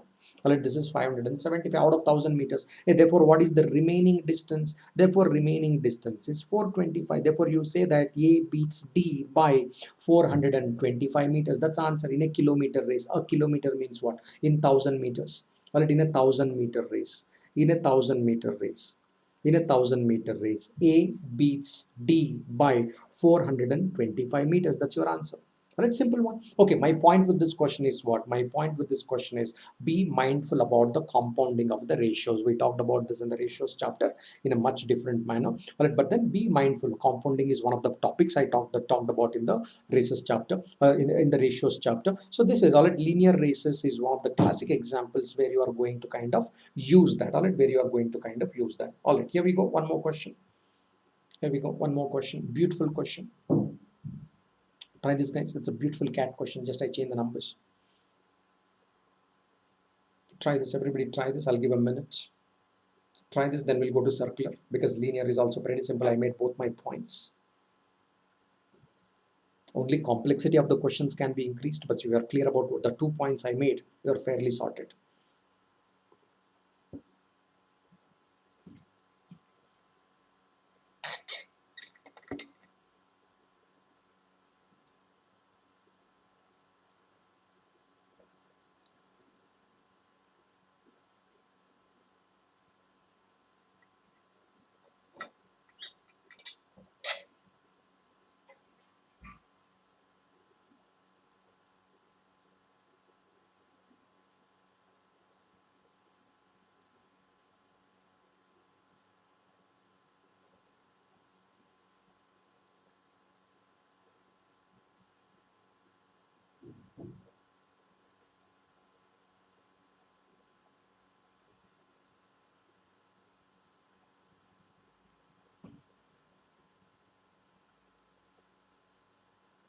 Yeah, beautiful question. Let's do this together. Okay, in a 800-meter race, Anil gives a head start of 65 meters to Boni. That's B. A gives to B. At 50 meters, it looks something like this. Let's say, right now the line diagram might look something like this. In an 800-meter race, it's a totally 800-meter race. This is the start. There is a finish. Something like this, it's working out. B is somewhere here. B is somewhere here. The B starts here. And S starts here. And S starts here. S starts somewhere here. S starts here. Okay, this is start. All right, this is Sanjay. So down S is nothing but Sanjay. Okay, what is this particular gap? 50 meters. This is 50 meters. Hey, what is this particular gap? 15 meters. All right, what is this gap? 15 meters. Why? Because A, all right, now A starts here. Between A and B, there is a gap of 65. Between A and S, there is a gap of 50 meters. All right, there is a gap of 50 meters. Good. Thereby, they all finished the race at the same time. All right, now A, S and B are at the finish line right at the same time. All right, at the same time, they all finish the race because of this particular head start. His question is, okay, if they run 250-meter race, 250-meter race with the speeds that they have run the 800-meter race, whatever the speeds that A, S, B have maintained, all right, in the earlier race of 800-meter. So even for 250-meter, if they maintain the same speed, then by what distance will Sanjay beat Boni? Now, this is one of the important techniques I'm teaching you here. More than a concept, I'm teaching you a technique. See, sometimes it is wise to see backward. All right, wise to see backward. You can also look at this particular question, all right, with a backward. All right, with the backward. In the sense, I'm saying that, hey, for the time being, treat this as the starting point. For the time being, treat this as the starting point and treat this as the finish point. Why don't you treat this as the start point and treat this as finish point? What I'm trying to do, look backward, or I try and look this particular question backward. It's one of the very, very important techniques in arithmetic, right? Yeah. So as we go along in this particular journey, when the things get actually complicated, that's when we'll start looking a little backward, which means if the author is showing the head, we will also try to interpret the tails part of it, right? Similar to that. So just interpret this backward, do this journey backward, which means now you're trying to say that, man, yeah, let no forget A. Forget A, not required. S and B have started together. S and B have started together. They finished together, but you are looking backward. When you are looking backward, S and B have started together. Good. Okay. And assume that, okay, S has finished the race because this is the end line. This is the end line. S has finished the race. Look, this was the 800-meter track. 800-meter track. Yes, I don't want him to travel the last 50 meters. Last 50 meters. Therefore, what is this particular distance, friends? 750 meters. 750 meters. Therefore, what is that you are trying to say? Yes was here. All right, yes started here and yes finished here. Yes finished here. Last distance was last 50 meters. Leave it. If you leave last 50 meters, it becomes a 750 meter. Technically, you are trying to say that, look, in a 750-meter race, in a 750-meter race, by the time yes travels 750 meters, which means he won the race, B is 15 meters less. B is 15 meters less. I'm not writing the full number. All right, now, so you can write it. There is no problem. You may say that, okay, that is 735 meters. Nothing but S beats B by 15 meters. Yes beats B by 15 meters. That's it, because B will be found here backward. Now you're doing the action backward. Yes is already here. S is already finished. 15 meters. Technically, what you are trying to say, look, man, in a 750-meter race, yes beats B by 15 meters. Mathematically, just representation of a thought. What is the thought? In a 750-meter race, yes beats B by 15 meters. Very good. What if I run 250-meter race, 1/3 of the race? In a 250-meter race, all right, 1/3, all right, basically 1/3. Therefore, do 1/3 here also. All right, if you do 1/3, you will say that 5 meters. That's your answer. Your answer is 5 meters, because the race distance has become 1/3. Then the beating, all right, no, then he will also beat by 1/3. What is that scaling factor? Scaling factor. 750-meter is, if you cut short to 250 meters, what happens? All right, you will cut short the beating. All right, the S is beating B by 15 meters. That also cut down by 1/3. All right, which will become 5 meters. What is this? Proportionality. I'm talking proportionality. Ratios, proportion. All right, now that's what the concept I'm talking here. Pretty simple one. See, what was the concept I'm trying to teach through this particular question? Hey, sometimes look backward. Take a look backward. All right, take a look backward. Because if everybody is meeting at the same point, hey, how do you get this thought of look backward? Because everybody is meeting here at the same time. Author is saying that everybody is reaching at the same time. Technically, everybody starts at the same time. It is not about people reach at the same time. So how do we see the races? Technically, everyone reaches at the same time. That's a thought. All right, therefore, that thought would say that, hey, why don't I look at backward? If I look at backward, technically, because we know that everybody starts at the same time, let me convert it to that situation, which is actually, all right, now, which is the actual situation in most of the races. That's what you are trying to do here. All right, that's what you are trying to do here. So therefore, it becomes a very obvious thought. All right, because everybody is reaching at the same time, converting that scenario to everybody starting at the same time becomes a pretty obvious thought. All right, becomes pretty obvious thought. I hope all of you got this point here. All right, very interesting question. All right, let's go to the circular races. Last point of agenda. Then if there is a time, we will open up to all other types of, there are tiny logics, or it may be on escalators and few other topics, or it we will open up. So this is one of the major topics. All right, circular tracks and races. Good. All right, now here we go on the circular tracks. Couple of things that you may, that's important to us. So what happens on a circular, the circular track, people will be moving round and round and round. Three things will come at the point. Three things. Basically, all right, now again, just like I said in the linear tracks, two things are important. Yeah, what is the point number one, which is important in the linear track? All right, we spoke about how time is constant there. Time for which the race takes place is constant. Of course, once the winner is decided, the time comes to an end. Rest is the extra time taken by others. Therefore, there is a constant time factor there. Yeah, what is the second factor that's important? There is a ratio factor. All right, there is a ratio factor. Compounding of the ratios factor also comes in the picture. Third is what? That's the small thing that look backward sometimes. If they are finishing at the same time, why don't you look backward? That's a point I tried to make. Fine. Okay, there were two primary points there. Similarly, in the circular track, there are three primary things which comes in the picture. All right, three primary things which comes in the picture. If they start from the same point at the same time, three things. All right, now three types of questions technically I could say. So which I need to be mindful about, and how do I go about this? All right, point number one. All right, point number one. Three types of questions. We'll talk about it first, and then we'll see that okay, what are the concepts involved to resolve these three kinds of questions. All right, what's the point number one? Point number one. All right, now let's say the point number one is what? Hey, all right, now if they start at the same point at the same time, when they will meet for the first time. All right, first time meeting for the first time, meeting for the first time, meeting for the first time. I need to be clear about how do I do this. Meeting for the first time. When will these folks, assume that two fellows are moving or three fellows are moving, does not matter. So are they moving in the same direction, opposite direction? We'll come to it later. First, let's understand the three popular question types. When do they meet for the first time? All right, that's the first question. All right, the second important thing is when do they meet for the first time? Same thing, meet for the first time. First meeting at the starting point, meet for the first time, but I'm adding all it, I'm adding a clause to this, condition to this. Meet for the first time, but not anywhere, all it at the starting point, at the starting point, at the starting point.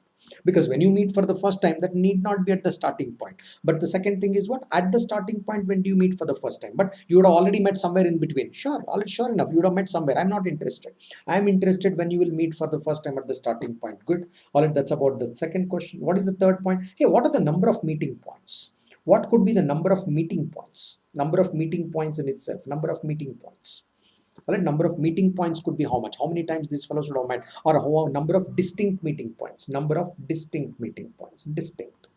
Number of distinct meeting points. These are the three parameters. These are the three important things based on which many more questions can be asked. If I'm clear about these three parts, many more questions can be asked based on this particular logic, which we can solve. Which we can solve. Okay, keep these three things in mind. Let's keep these three things in mind. Let's first talk about when people are moving in the opposite direction. Now let's solve it. Now there are two types of question, right? Opposite direction or same direction. Let me first talk about opposite direction.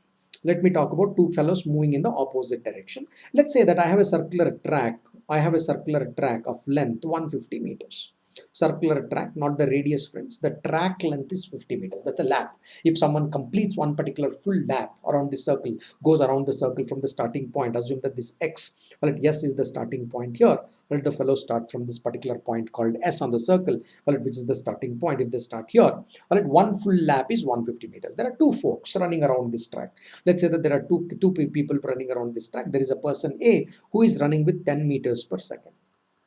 That's the speed with which this fellow is moving. Hey, there is another fellow who decided to move in the opposite direction. They met at the starting point, yes, and they said that hey, let's move in the opposite direction. Sure, all right, they decided to move in the opposite direction. All right, there is a person B. All right, there is a person B. Okay, there is a person B. So he's moving with 15 meters per second. He said that, all right, now the capacity. All right, this fellow can move with 15 meters per second. My point here is first time.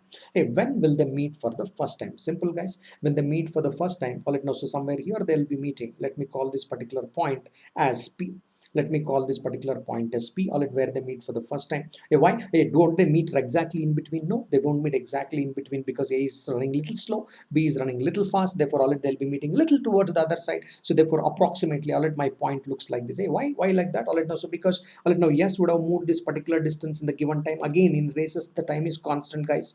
The point is in races, the time is constant. Yes would have covered this entire red portion. B would have covered the red portion. At the same time, A would have covered this black portion.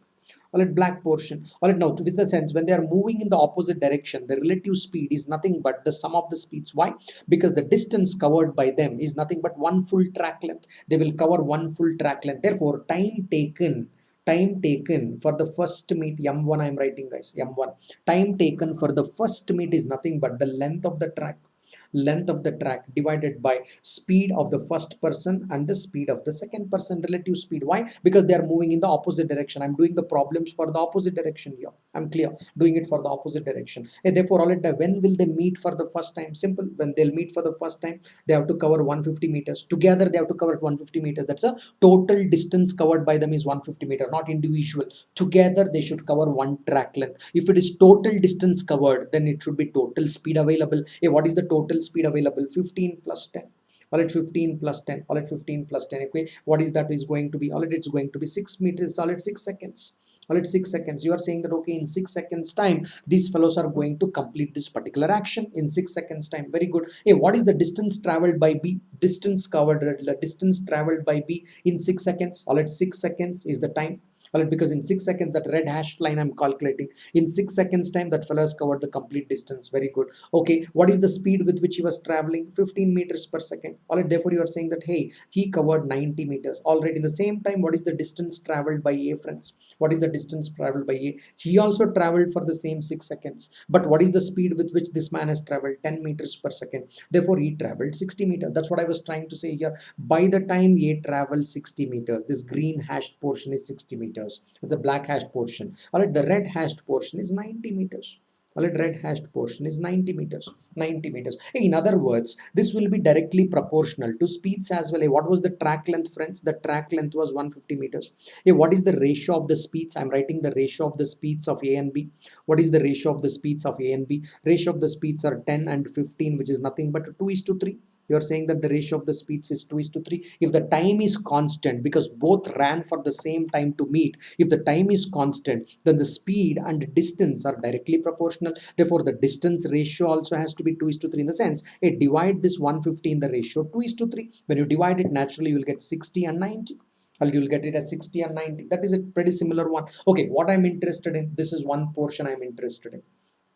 This one portion I'm interested in. That's what I said. Hey, time taken to meet for the first time. All right, time taken to meet for the first time. All right, that is one piece of information I'm interested in. All right, that is one piece of information. Okay, let's come to the second piece of information. So this is how you calculate the time taken for the first meet. What is that? Total distance traveled divided by total speed available. I spoke about this adjective total in the previous lecture while talking about the relative speed. All right, now I want you to use the same proposition there as here as well. Okay, let's come to the second information now.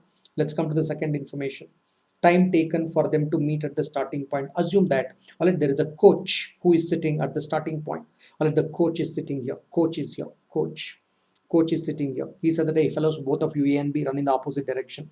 He said that both A and B, you please run in the opposite direction. So I will see, all right, when you will be here together for the first time. He started the stopwatch. All right, this man has started the stopwatch. He said that, okay, both of you run. Yeah, both of you run. I want to see when you guys will be together here for the first starting point. All right, now simple. When will A come back to the starting point? Time taken by A to come back to the starting point for the first time. I'm calculating time taken by A, or time taken by A to come back to the starting point for the first time. Sure. Well, that will be what? He has to cover 150 meters because it is independent of B. So because coach says that I am sitting at the starting point, I'm just facing the track here. I'm facing this side of the track. I'm sitting at the starting point.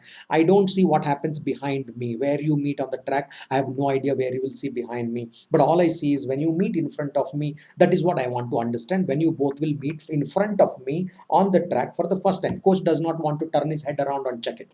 So I'll let know. So when will he see? First of all, when will coach see A coming back at the starting point? Will B come back at the same time or not? That's a different issue. When will he see A coming back at the starting point for the first time? So A has to cover 150 meters in the clockwise direction. At what speed, guys? 10 meters per second. 10 meters per second. Therefore, he will find A at the end of 15 seconds. At the end of 15 seconds, he will find A at the starting point. Good. All right, now look at that. So all right, from A perspective, when all he will see A at the starting point at the end of 15 seconds. Second round at the end of 30 seconds. Assume that the round one, all right, A would finish his first round at the end of 15 seconds and he'll be found at the starting point. B, already A again comes back at 30th second. Hey, when will A come back at the starting point? Assuming he's traveling with this constant speed, he'll come back at the 45 second, 60 seconds, 75 second, and so on. and so on. All right, that's what is happening there, and that's what is happening. So A will be found at the starting point, which means coach observes him at the starting point at the end of 15 seconds, 30 seconds, 45 seconds, so on, multiples of 15. Every 15 second A will be at the starting point. Do the similar calculation for B, my friends. Do the similar calculation for B. Hey, when would B be at the starting point? When will B come back to the starting point? When will B found at the starting point? So B will be found at the starting point. B has to cover 150 meters.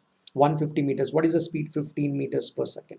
15 meters per second. What is that? 10 seconds. At the end of every 10th second, B would be found at the starting point. Good. So therefore, when will coach see? What is the frequency at which coach will find B at the starting point? First time, he will find at the end of 10 seconds. Second time, he would find at the end of 20th second. Third time, at the end of 30 seconds. Fourth time, at the end of 40 seconds, and so on. And so on. Hey, when will he find both of them together at the starting point at the end of 30 seconds? That is the first instance when they both will be at the starting point. Right at the end of 30 seconds, he will find both of them together at the starting point.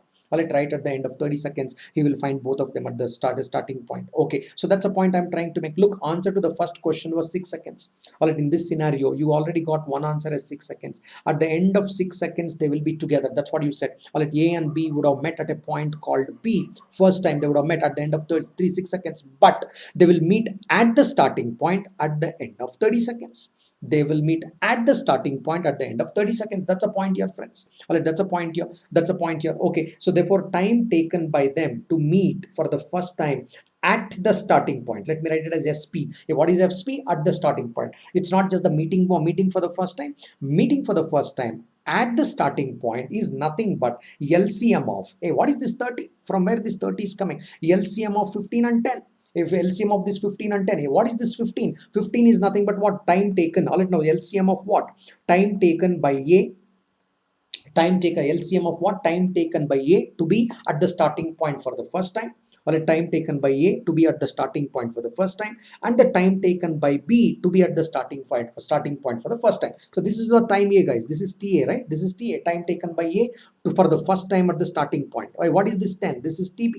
This is what you are calling it as TB, time taken by B to be at the starting point for the first time, right? Now, therefore, 15 and 10, that's the LCM that you have taken. With the LCM has become 30. All right, that's a common number, LCM of this. Therefore, there is a concept of LCM which is coming in the play here. Great. All right, now, so how do I write this? How do I write this? LCM of A. What is time taken by A? How do I write? Length of the track. Length of the track divided by speed of A. What is time taken B? Length of the track divided by speed of B. Length of the track divided by speed of B. That's what you have written here. That's what you have written here. That's a meaning of time taken, for the time taken by both of them to be at the starting point for the first time. That is the meaning of the second question. That's how the first and second are different.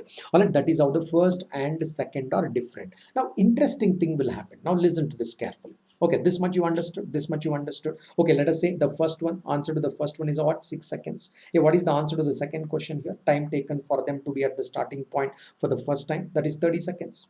30 seconds. But think about it, friends. Think about it. Everybody think about this. I want you to clearly think about this. So what is happening here is every 6 seconds they should meet. Technically, every 6 seconds these two folks should meet. There is no choice in the matter. Because look at that, first time they met at the end of 6 seconds. P becomes the starting point. At that point, the P becomes the starting point here. This is the starting point. Wherever they meet, assume that that's a starting point. From here, A is moving this side and B is moving this side. Which means they should meet after another 6 seconds for sure. They should meet after another 6 seconds for sure. Because when they started at the point, yes. Alright, when they started at the point, yes, they met after 6 seconds. So now assume that what if P makes the starting point? They should meet after 6 seconds because the track length did not change. No miracle happened. The track length remained same. Therefore, they should meet at the end of another 6 seconds here. But they are meeting for the starting point once again. They are meeting at the starting point once again at the end of 30 seconds, which means look how many seconds are over. First 6 seconds, they met first time meeting happened. Another 6 seconds, second meeting has happened. Another 6 seconds, the third meeting has happened. Another 6 seconds, the fourth meeting has happened. Another 6 seconds, the fifth meeting has happened. Fifth meeting has happened. Another 5th second, fifth meeting has happened. Another 6 seconds. All right, now that is when the sixth meeting will happen, and so on like this. All right, so on like this. So now therefore, all right, if you look at this 30 as a number, 6 how many times? 6 into 5. 6 into 5, all right, 6 into 5, which means all right, now the fifth meeting is going to be at the starting point. Fifth meeting is going to be at the starting point.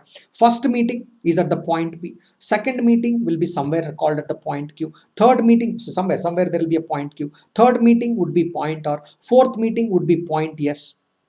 Fifth meeting, all right, now so S is the starting point, right? Okay, fourth meeting at the point T. Fifth meeting is going to be the starting point. Once again they will be at the starting point. And therefore how many distinct points are there? Again, when they are at the starting point, the cycle repeats because when they were at the starting point, first time again they met at P. Therefore all the sixth meeting will happen where? At P. At P, because all right, now the zeroth meeting, all right, meeting number 0, all right, meeting number 0 means the starting point, my friends. Meeting number 0, let me call it as a meeting number 0. All right, meeting number 0, put it like this. All right, meeting number 0, all right, meeting number 0 was at the starting point, 0th meeting, which means they just started there. All right, now which means you call it, they started there. So therefore they met at fifth meeting, happened again at the starting point. Sixth meeting will be back at P, because the cycle repeats. There is a cyclicity. All right, there is going to be a cyclicity in the sense. Now let me explain this. Now let me explain this proposition, what I'm trying to tell you. Okay, this is the third point. Basically this is what I'm talking about, the third point. All right, this is what I'm talking about, the third point. Okay, if you make a circle, divide it into 5 equal portions. Divide it into 5 equal portions. First time they met at P.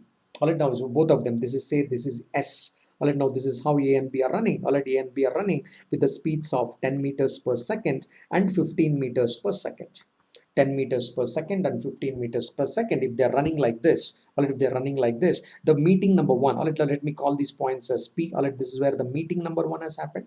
Guys, this will be the point Q, friends. All right, this would be the point Q. All right, this would be the point Q here. All right, this is going to be the point Q where the meeting number 2 happens.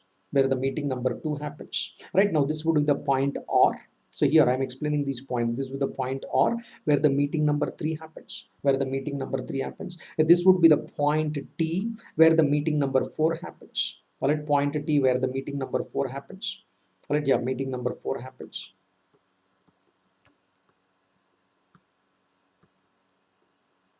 Meeting number 4 happens, and this is the point S where the fifth meeting has happened. And again the cycle repeats. All right, again the cycle, again the cycle is going to repeat there. All right, yeah, this is the point I was trying to make. This is the point I was trying to make. Okay, how do I put this to the perspective? How do I put this to the perspective? Simple, guys. The number of meeting points, let me call it as N.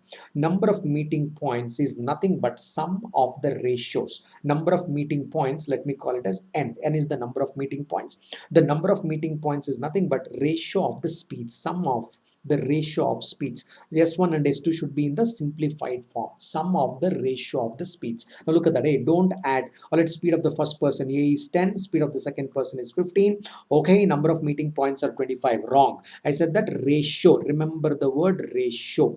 Remember the word ratio. First put S1 and S2 in their most simplified form. Hey, what is the value of S1 therefore? The value of S1 you write it as 2. All right, this is 5 2 times. You would have written here, all right, 10 and 15, 5 2 times and 5 2 3 times. That's a ratio. Therefore you would take it as 2 here and you would take it as 3 here. What is 3 plus 2 here? 5. All right, which becomes your answer. Therefore 3 points to remember. I illustrated all 3 points. Meeting at the first point, I told you how to do this.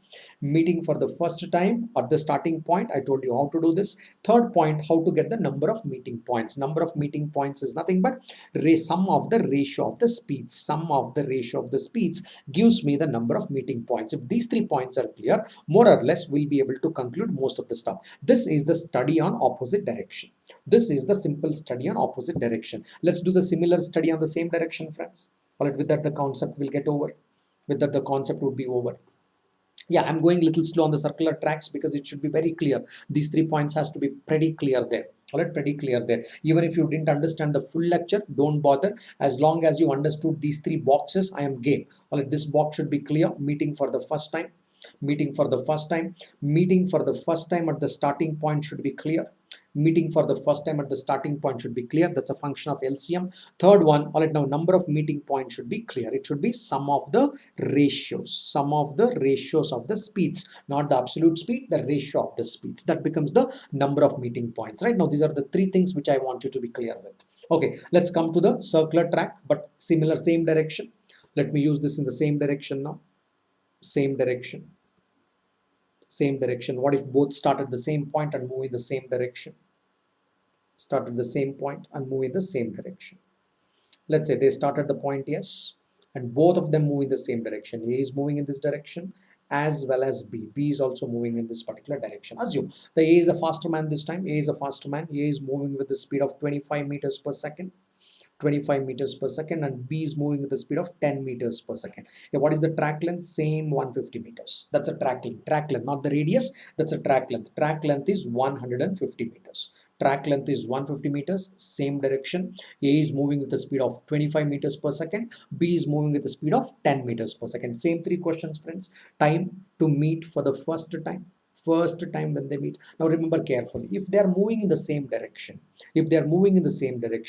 they meet for the first time when the faster person covers one round more than the slower person. Think about it. Faster person should cover one round more than the slower person. Only then they will be able to meet. Think about a simple scenario, guys. All right, now, so you started walking along with your grandmother. Let's say you both went to a park. It's a circular track. All right, the park has a circular track. You decided that, okay, grandma, let's walk here.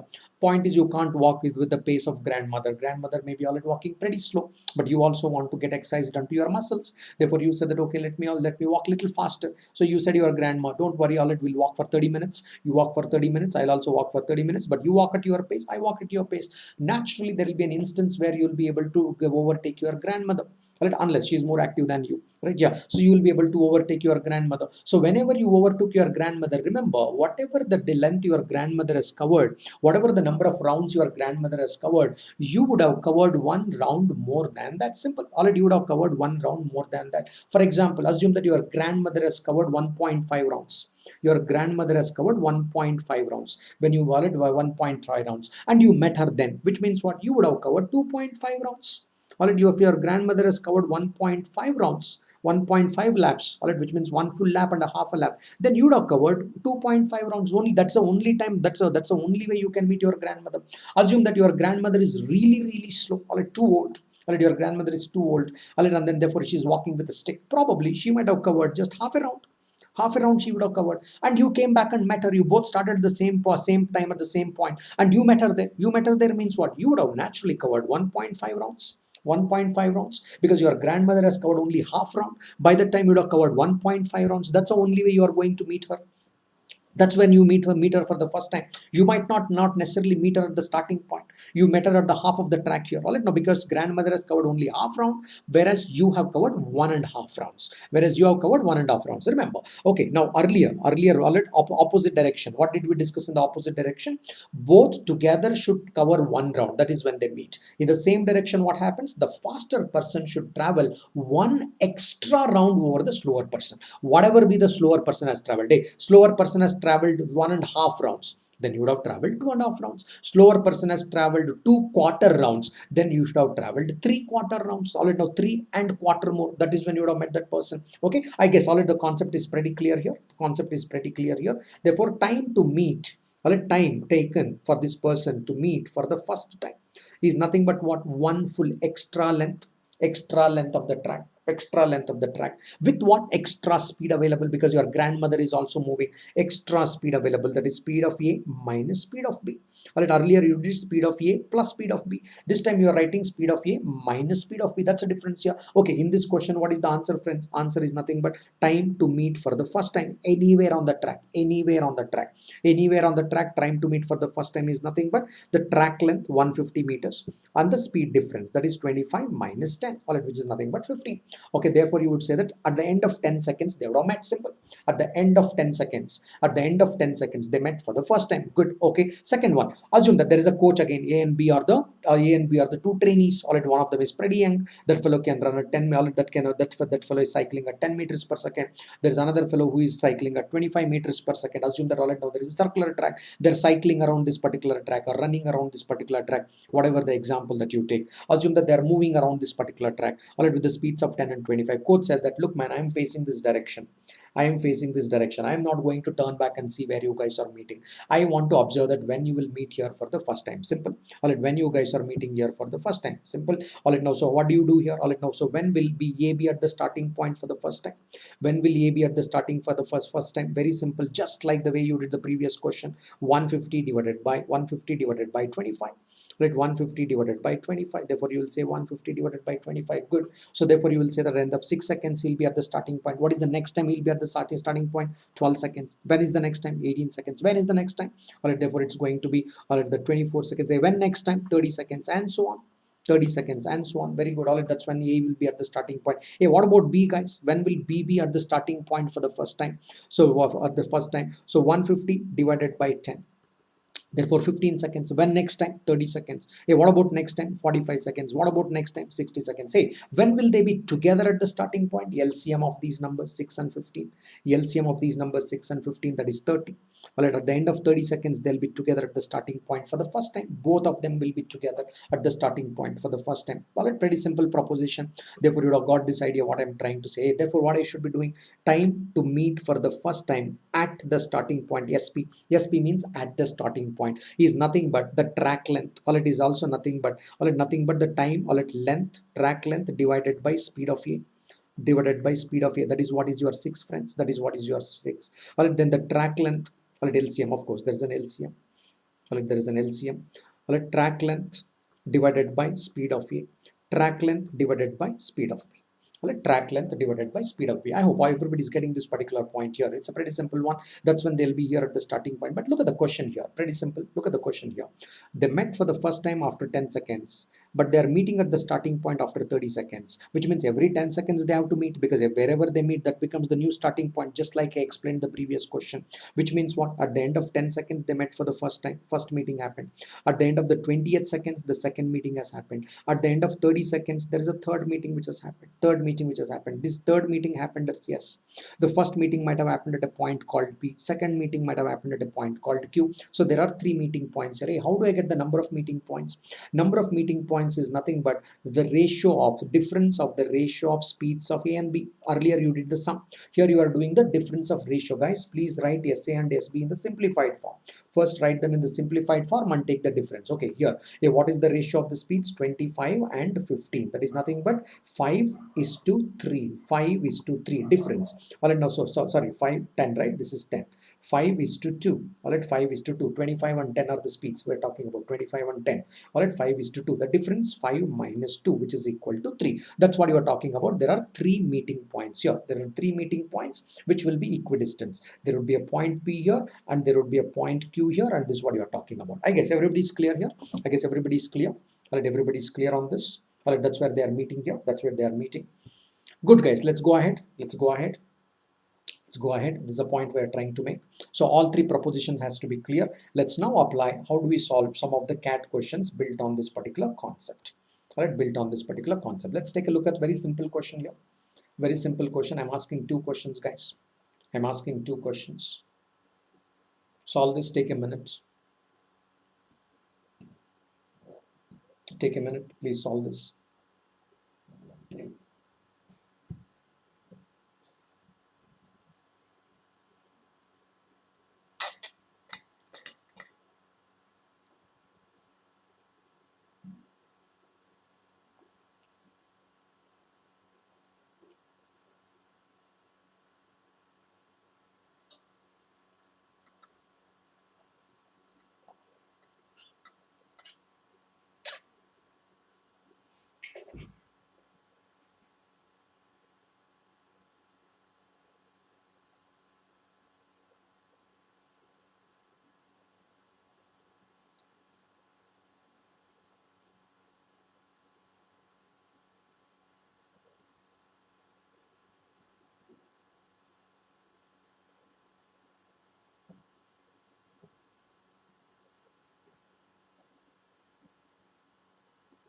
Yeah, right. Good.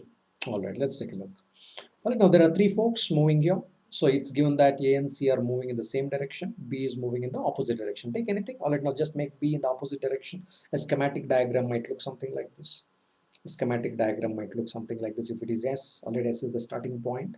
A is moving in this direction, let's say. C is also moving in the same direction, let's say. B is moving in the opposite direction. Let's take B in the opposite direction. Let's take B in the opposite direction. The speeds are given. All of the speeds are given. Track length is 400 meters. Track length is 400 meters. That's a track length, not radius, length of the track. So speeds are given. For A it is 50. For B it is 30. For B it is B it is 30 because the word is respectively. Therefore B it is 30, and for C it is 70. For C it is 70. Right, the question here is after how much time they will meet for the first time. All right, after how much time they will meet for the first time, all three of them, not any two of them.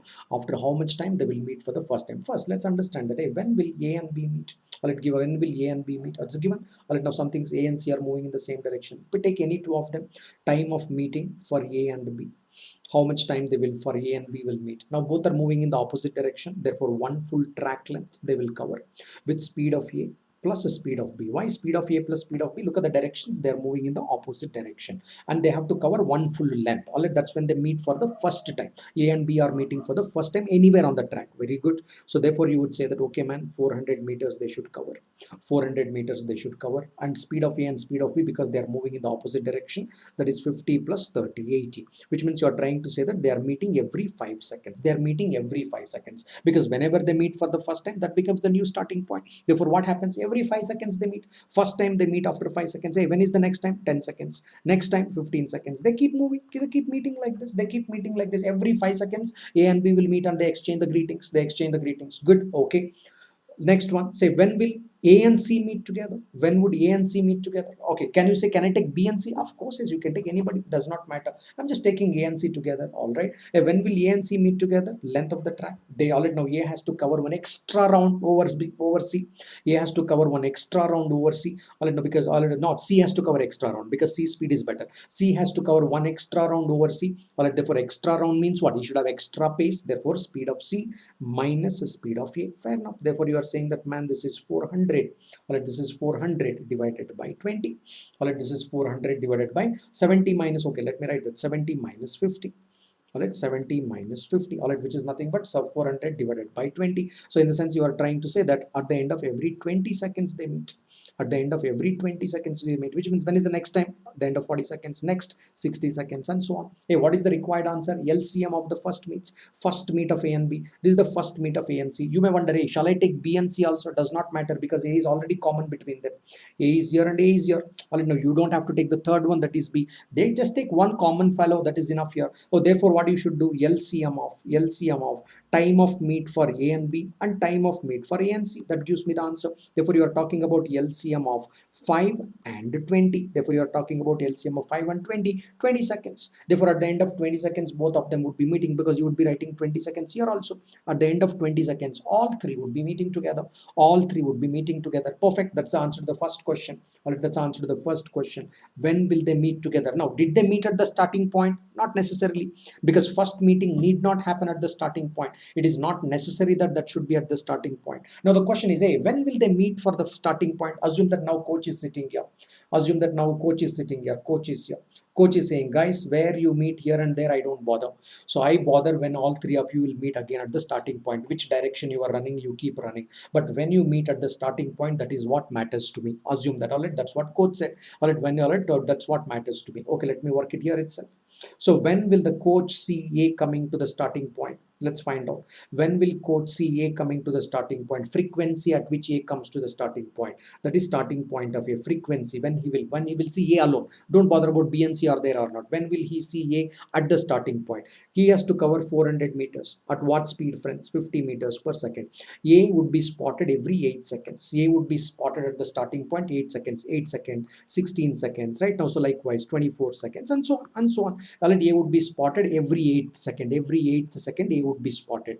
Okay, now when will B be spotted? What are the instances when B would be spotted, or what is the frequency at which B would be at the starting point? 400 divided by 400 divided by 30. 400 divided by 30, that is when B would be spotted at the starting point. Okay, 400 divided by 30 is what, guys? 40 by 3. What is the next number? 80 by 3. What is the next number? 120 by 3. Likewise I can do that. Okay, no worries. That's when B would be spotted. All right. Hey, when would C be spotted at the starting point? When will C be spotted at the spotting point? So he would be spotted at the every end of 400 divided by 70. 400 by 70, therefore 40 by 7. Next time 80 by 7 and so on. Okay, hey, when will all all these folks be spotted at the same time? LCM of these numbers, LCM of these particular numbers, right? Therefore, LCM of the time interval when A will be at the starting point, time interval when B will be at the starting point, time interval when C will be at the starting point. That is LCM of 8 by 1, 40 by 3, 40 by 3 and 40 by 7. LCM of the numerators, LCM of 8, 40 and 40. What guys? 40. HCF of the denominators, LCM of the fractions we learned in the numbers chapter. All right, now you can refer to that numbers chapter, numbers class 2, I guess class 1 or class 2. We took that. HCF of the denominators 1. Therefore, you say that man, they will be at the starting point together at the end of 40 seconds. They will be at the end of 40 seconds. Say that's the difference. All right, just because they met for the first time at the end of 20 seconds does not mean that that meeting point becomes a starting point. We are very aware of that. We are clearly aware of that. All right, they met for the first time is different, but meeting together for the meeting for the first time at the starting point is different. Don't confuse between these two issues. Let's be very clear between these two issues. I hope everybody is getting this. All right, everybody is getting this point here. Okay, let's go to the next cat question. Let's take a look at the cat question here. Let's try this, friends. Take a minute. We are into the last 15 minutes of discussion. Last 15 minutes. Let's do as much possible in the last 15 minutes. Take this question. Let's build from here quickly.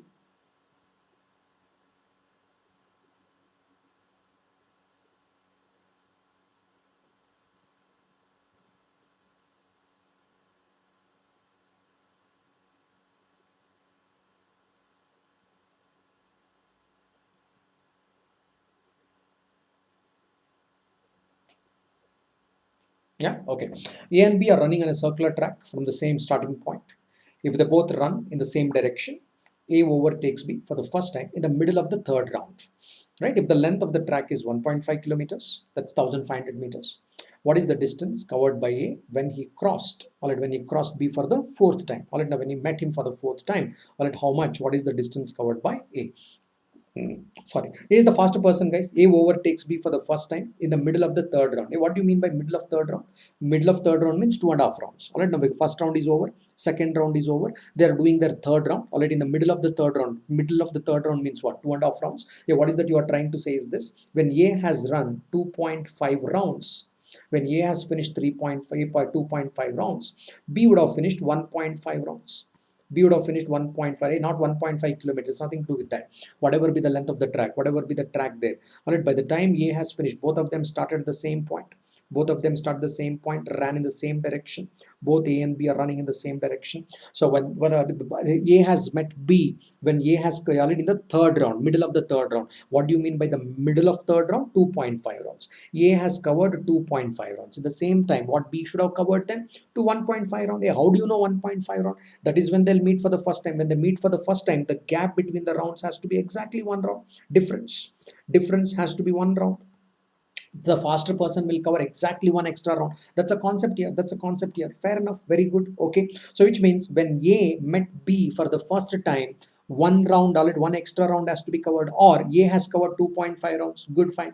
All right, now when will A meet for the fourth time? Fourth time means 4 extra rounds should be covered, because every time the A meets B, all right, now one extra round has to be covered. Wherever they meet for the first time, that becomes the starting point. Again, he has to cover one extra round. In the sense, when he meets him for the fourth time, 4 extra rounds has to be covered. What is the scaling factor, my friends? Into 4. Do exactly into 4. And the rounds also 2.5 rounds he will cover for to meet for the first time. 2.5 into 4, 10 rounds. By the time you would have covered 10 rounds, perfect. Therefore, what is the distance covered? What is the length of each round? What is the distance for each round? 1.5 kilometers. Therefore, 10 rounds into 1.5 kilometers. 10 into 1.5. You are saying that all right, A has covered 15 kilometers. Simple question. Because what is the length of each round? All right, I did not take the length into consideration, is it? The track length, each length of each round, each lap is nothing but 1.5 kilometers. You are saying that the scaling factor is into 4.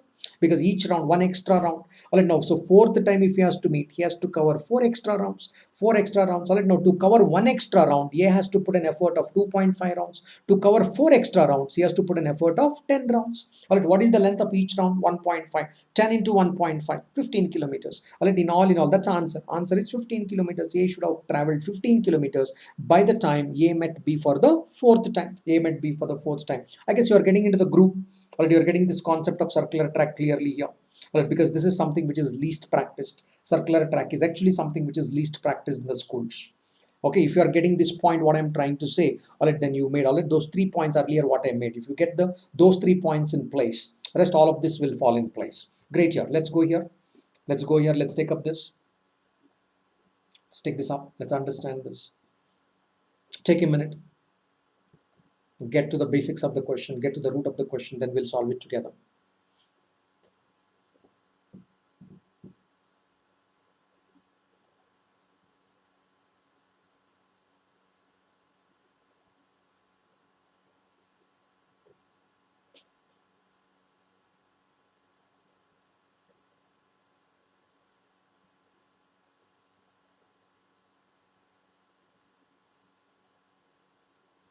Yeah, okay. In a race of 4,800 meters, run on a circular track of 400-meter length, the ratio of speeds of A and B, actual speeds are not given, the ratio of speeds are given, all right. How many times do they meet in this particular race? That's a question. How many times do you think they will exchange the greetings? How many times do they meet? Of course, it's a race, all right. Now, first one, they said that already consider they are moving in the same direction. Let's do that first. First one first, all right. Let's say that they're moving in the same direction. Now, listen to me very carefully, friends. Who wins this particular race? B. Who wins this particular race? B. Right, because any meeting happens, it happens as long as B is on the track, because once he completes his rounds, so he will say that I'm off the track. Why I should be still on the track and waiting for you? You come meet. No, or he's off the track, right? Therefore, that's what you mean by meeting. So that's the first thing. First thing is what? So as long as B is on the track, the meeting will take place. Once the B is off the track, why B is off the track? Because the speed is high. Therefore, B will move out of the track faster. He will complete his rounds. Say how many rounds he has to take or how many laps he should do it on that particular circular track. Each lap is 400 meters. The total distance race length is 4,800 meters. That's a race. Solid. The total distance to be covered in the race is 4,800 meters. Therefore, 12 laps or 12 rounds, whichever way you call it. There are 12 rounds. There are 12 rounds because each round is 400 meters. 4,800 meters is nothing but the 12 rounds. This race is about 12 laps. The moment you complete your 12 laps, you are done with the job. Alright, you are fairly done with this particular job. Good. Now, who is going to cover this 12 laps first? B is going to cover. Now, that's a basic of this particular question. Same direction. Let's understand this. Let's understand this. What is happening here? The speeds of A and B. The speeds of A and B are in the ratio 3:5, meaning by the time A cover 3 rounds, because the 3:5 can be covered in terms of meters, whatever it is, rounds also, because the ratio is 3:5, you can add any adjective to that. By the time A covers 3 rounds, B covers 5 rounds.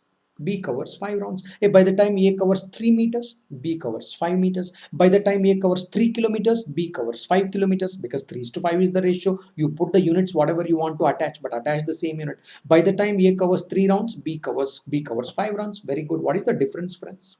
What is the difference? Why you are talking different? Same direction. Same direction is always a difference. Opposite direction is a sum. Alright, same direction is a difference. Opposite direction is a sum. That's a difference. Difference is 2 rounds. The difference is 2 rounds. 2 rounds means what? All right, now difference is 2 rounds. When will they meet for the first time? All right, when there is a gap of 1 round. From 2 rounds, how I am coming to 1 round? Divide by 2. All right, divide by 2. Divide by 2. All right, 2 rounds is nothing but 2 meetings, guys. Simply put, already 2 meetings have taken place. That's it. 2 meetings have taken place. You don't have to divide by 2. Just to illustrate, I'm dividing by 2. When will they meet for the first time? Divide by 2. Then divide this also by 2. Divide this also by 2, just in case if you want to understand. This becomes 2.5 rounds. So this also you divide by 2. Yeah, this also divide by 2. Scaling factor, if you are dividing this number by 2, then divide every number by 2. Yeah, so this will become what? 1.5 rounds. What is that you are trying to say? By the time A covers 1.5 rounds, B would be covering 2.5 rounds. Therefore, there will be a gap of 1 round, and hence one meeting happens. One meeting happens. That's what you are trying to say. All right, that is what you are trying to say. Now look, what is that you are trying to say? Can I analyze it right from here? Why not? By the time B rounds 5 rounds, he will meet him 2 times. 2 rounds means 2 times. Simple, guys. So you can analyze from here also. By the time B runs 2.5 rounds, he will meet for 1 time. That's also fine. Same. So should I be writing this particular line? Not necessarily. That's okay. Just I illustrated it 1 extra round, how it is coming in the picture. But the point is, in the exam, what matters to me, by the time B run 5 rounds, A would have already know that they would have met him 2 times, because how is that gap? The gap is 2, yeah, 3R minus 5R, 2R. 2R is the gap, means what? 2 meetings took place. Good. Therefore, by the time B run 12 rounds, why? By the time B run 12 rounds, he's off the track. That's the point here you are trying to make. Well, now B is the critical point. B is the critical point. What is that you are trying to say? By the time B run 5 rounds, He would have met him 2 times. 2 meetings takes place. By the time B runs 12 rounds, how many meetings take place? That's a question here. That's it. Why? Because by the time B run 12 rounds, he's off the track. Therefore, what is the answer here, guys? Answer is nothing but this question mark. Or this question mark is nothing but by the time he runs 5 rounds, he will meet him 2 times. By the time he runs 12 rounds, how many meetings takes place? That's a question here. All right, now that's a question here. All right, now rounds here. All right, therefore you will say that 24 divided by 5 meetings takes place. All right, 24 divided by 5. Yeah, what you should take the quotient. It's a math. It will give the fractions also. You better take the quotient. All right, you better take the quotient. 4 is the quotient. Remaining is the remainder. So 4.8. That's what you are getting. But take 4. Take the quotient part of it. All right, you will get 4.8. But take the quotient, guys, because you can never meet a person by 4.8 times. It's a math. Math will tell all those kind of things. But what you will do here? 4 meetings. Therefore, you will say that 4 meetings, that's answer to the first question. 4 meetings have taken place. Okay, come to the second one. Same understanding so far. Opposite direction. The question is simply talking about opposite direction here. What is opposite direction? Write the same proposition A, B. Instead of the word difference, write sum. Write sum or total. All right, the difference, or here it is going to be total. Total. By the time A covers 3 rounds, hey, where is that 3 and 5 are coming from here? By the time A covers 3 rounds, B covers 5 rounds. Totally, they cover 8 rounds. Totally, they cover 8 rounds, which means they would have met 8 times, 8 meetings. If they have covered 8 rounds, because they are some, by the time they cover 1 round, they will be meeting 1 time because it's in the opposite direction. I already explained this to you. So therefore, all right now, so if they have totally, all right now, the 8 rounds are done, which means what? 8 meetings have happened. Hey, what is important to me? By the time B covered 5 rounds, again, why B? Because B is the one who is going off the track first. By the time B covered 5 rounds, he has met him 8 times. Already 8 meetings have taken place because B is also contributing this time, right? Yeah. So therefore, 8 meetings have taken place. By the time B covered 12 rounds, how many meetings? That's all the question here. All right, now B is the critical point. All right, now opposite direction. By the time B covered 5 rounds, by the time B covered 5 rounds, 8 meetings took place. By the time B covers 12 rounds, why 12 rounds? Because the race is 12 rounds only. 12 rounds, once you're done, you're finished with your race. By the time B covered 12 rounds, how many meetings takes place? Just like the earlier calculation. Therefore, this question mark number of meetings is nothing but, well, at 5 rounds, 8 meetings, 12 rounds, how many meetings? Alright, yeah, therefore 96 divided by 5. Take the quotient, only quotient you take it. Alright, take the quotient. Quotient is 19. Of course, you will write 19.2, but alright, now mathematically it says that 19.2 meetings. There cannot be 19.2 meetings. Alright, take the quotient portion of it, 19 meetings. Alright, 19 meetings, which becomes your answer. If they are moving in the same direction, they would have just met 4 times by the time B finished the race. Alright, if they've been moving in the opposite direction, they would have met 19 times. Okay, all of you already would have got this perspective now. Very clearly, you would have got this circular race perspective. You would have got the circular race perspective. Okay, we'll do all it now. So escalator, there is no time today. All right, escalator, there is no time today. And it's also like it's not very frequent that the questions on escalators would come. Questions on escalators are little rare. So therefore, I will not get into that. Rather, I will do all it now. One of the important CAT questions, maybe 1 or 2 all it popular CAT questions I will do. All right, we'll stop with that. After that, we'll stop. Okay, here we go. One of the important CAT questions, CAT type. 2 important CAT types we'll do. There are many, but let's at least do these 2 because of want of time. Let's try and cover as much as possible. So let's see in the future lectures, all right, where we get time, we will take a look at other type of questions. Yeah, there is one of the important concepts I'm discussing here, right? Many questions can be solved by using that logic. So please read this question once to yourself. We'll do it together. Done, guys. Last 2 questions, we are done.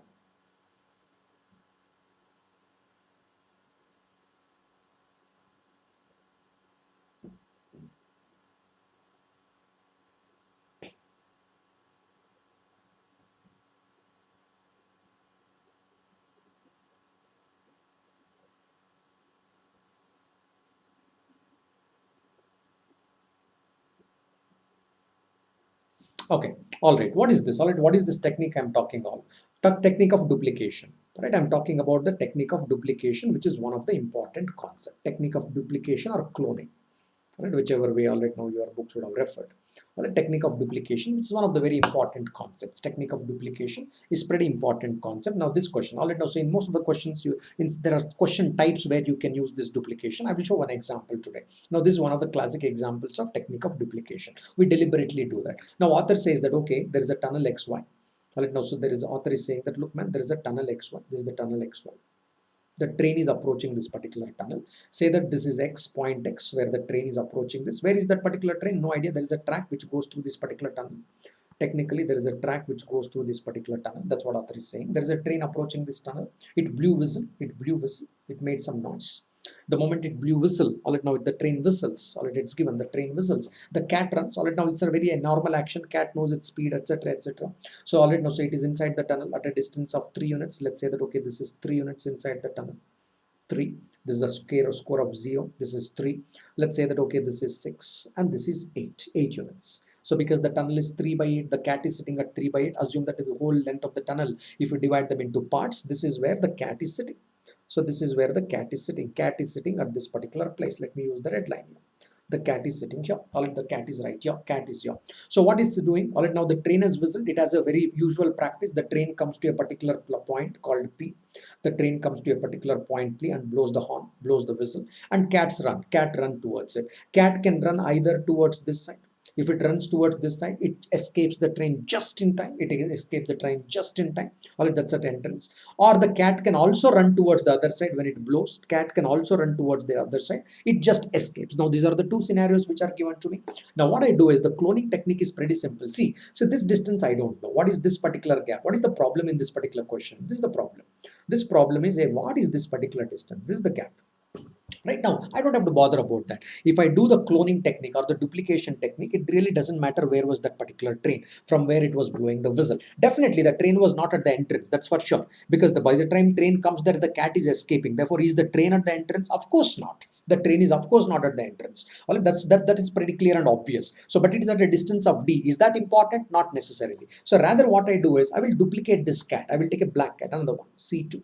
All right, C1 and C2, both of them are there. Let's assume that both of them are there. The train blew whistle. C1 decided to go towards X. C1 decided to go towards X and C2 decided to go towards Y. X is the entrance, Y is the exit. C1 said that, hey, I will run in one direction, you run in the other direction. Both the cats will escape in this case. Hey, there are no two cats, only one cat. I made a duplicate. I said that, okay, there is another C2 there. So what happens then? When the train reaches this place, now listen carefully, the train has reached this place. When the train has reached this place, C1 is here. C1 has just escaped. The train is right here, guys. The black line. The train is just at the entrance. The C1 has escaped. The C1 has just escaped. Good. At the same time, where is C2, guys? C2 is right here. Because C2 can travel exactly 3 units on this particular side. See, this is 3 units. All right, this is 3 units. This is also 3 units. Therefore, it will be at a milestone called 6. C2 will be right there. Now start the problem. At this stroke in time, start this particular problem. Now you start this particular problem. Train position, I know. It's at the entrance. Train position, I know. Cat position, second cat position, I know. Now, second cat also will escape, which means what? By the time cat 2 comes here, the train is right here. That's what you are trying to say. Oh, the train is right here. It's just pushing it there. It's right there by the time it comes here. Now look at this. Hey, what is the engine of the train? It was here. Now where is the engine of the train? It is right here. So which means the train has covered what distance, guys? 8 units. The train has covered 8 units. All right, train has covered 8 units in the same time. Now the time is constant. When? All right, when the cat 1 has escaped, the time is constant. I'm saying that time is constant. What is the problem in this question? What is constant in this question? Time is constant.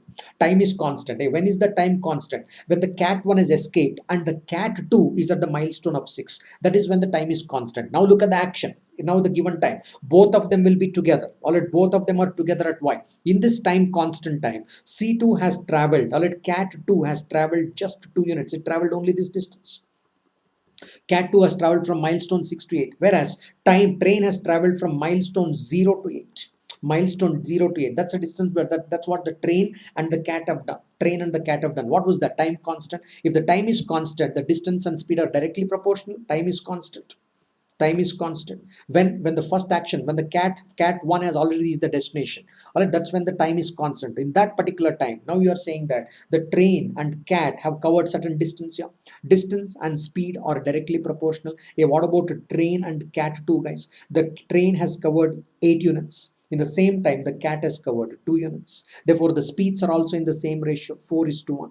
Because when the train time is constant, the distance and speed are directly proportional. Therefore, answer is nothing but 4:1. Guys, you don't have to do so much of beautiful line diagram, etc. I know all it now. So just point here is, a if you do some duplication action or some cloning all of the cats, etc., you generally find something getting constant, because on the face of it, it does not look like what is constant here, right? But then if you just do that cloning part, you really quickly understand that, okay, time is constant in this, time is pretty much constant here, time is constant, therefore the distance and speed are directly proportional. All right, the distance ratio, therefore immediately you can tell the answer for this question. The ratio of, that's a question here, ratio of the speed of the train and the cat, answer is 4:1. This was a cat question, right? Yeah, so what I'm trying to say is, look, all right, let's get back to the grassroots. Pretty simple, obvious choice, or pretty simple things. Either often, more often than not, they make the distance constant or time constant, right? No, or speed constant. We looked at the races also. What was constant in races? The time is constant. These kind of things keep coming up. All right, no, these kind of things keep coming up. But we need to know those techniques of making the cloning, looking reverse in the races kind of questions, etc. All right, now these are the things, all right, now which you need to consider and be clear about.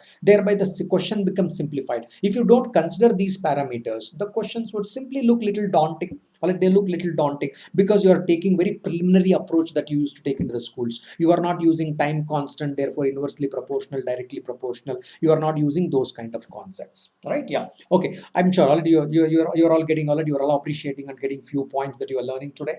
All right, that you are learning today. All right, yeah, okay. Let's take one last question. As I said, let's take one last question and we'll close with this. Take a minute, please read through this question. I know today we're stretching the lecture a little bit.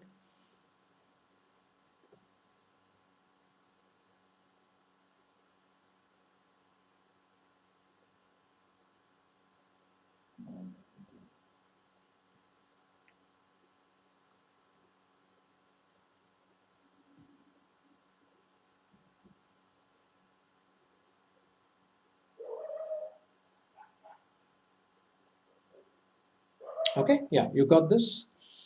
This is the one. Let now say if I were to draw a line diagram. If I were to draw a line diagram for this, might look something like this: first position and second position. Assume that the gunfire is happening here. Sound is coming from here. Basically, the sound is produced here. The gunfire, the sound is produced. Assume there were two characters. Let me take two characters, A and B. There are two site engineers. Both were here. All right, both were here. All right, 13 minutes ago. All right, whenever it is first, all right, firing happened. All right, the first firing one. First time when the gun was fired, both were here. All right, both were here. First firing happened, both were here. Perfect. All right, both these characters were here. The moment the first firing happened, assume that the first firing happened at 9 a.m. First firing happened at 9 a.m. Assume first firing happened at 9 a.m. It's 9 a.m. by their clock, by their watch. It's 9 a.m. So immediately after the first firing, B got some emergency. Or B had some work at some other site. They have another site. Let's say, this site is P. Let there is B. So B started moving towards another side. Let B started moving towards another side. They have another side. He started moving towards another side. B started moving. Let's assume B started moving. So all it knows, so he knows that when is the next one is going to take place here? 9 o'clock 13 a.m. 9:13 a.m. This is the first firing took place at 9 a.m. The second firing will take place at 9:13. B also knows about this fact because both are site engineers. Both are there. They're operating the machines there.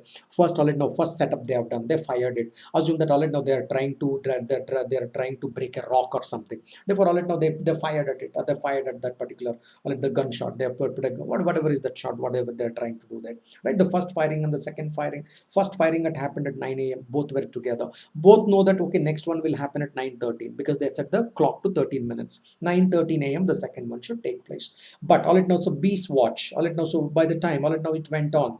So B has reached a point called Q. Say he was at a point called Q. So this is where B was. When the second sound he heard, this is where the B was. B was already here. The B was here. He looked at his watch. His clock showed that, his watch showed that the time is 9, 13 and 30 seconds. Hey, I'm just using these numbers.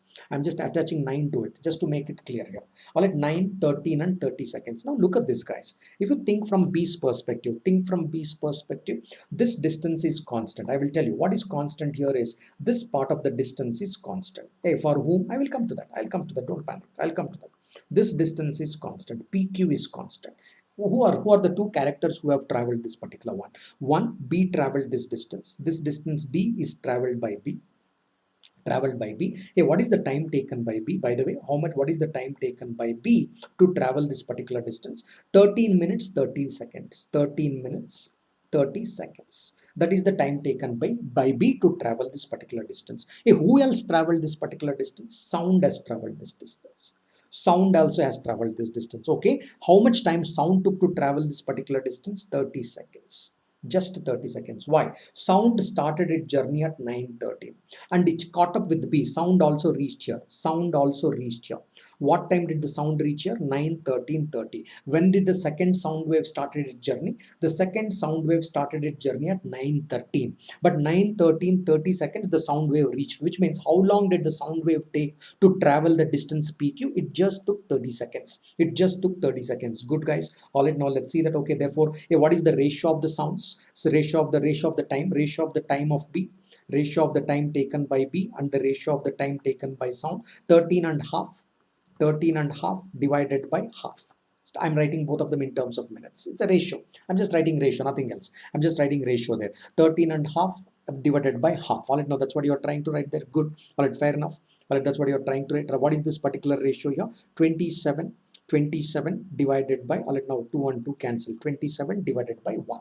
27 is to 1. Therefore, ratio of the time is 27 divided by 1. Distance is constant.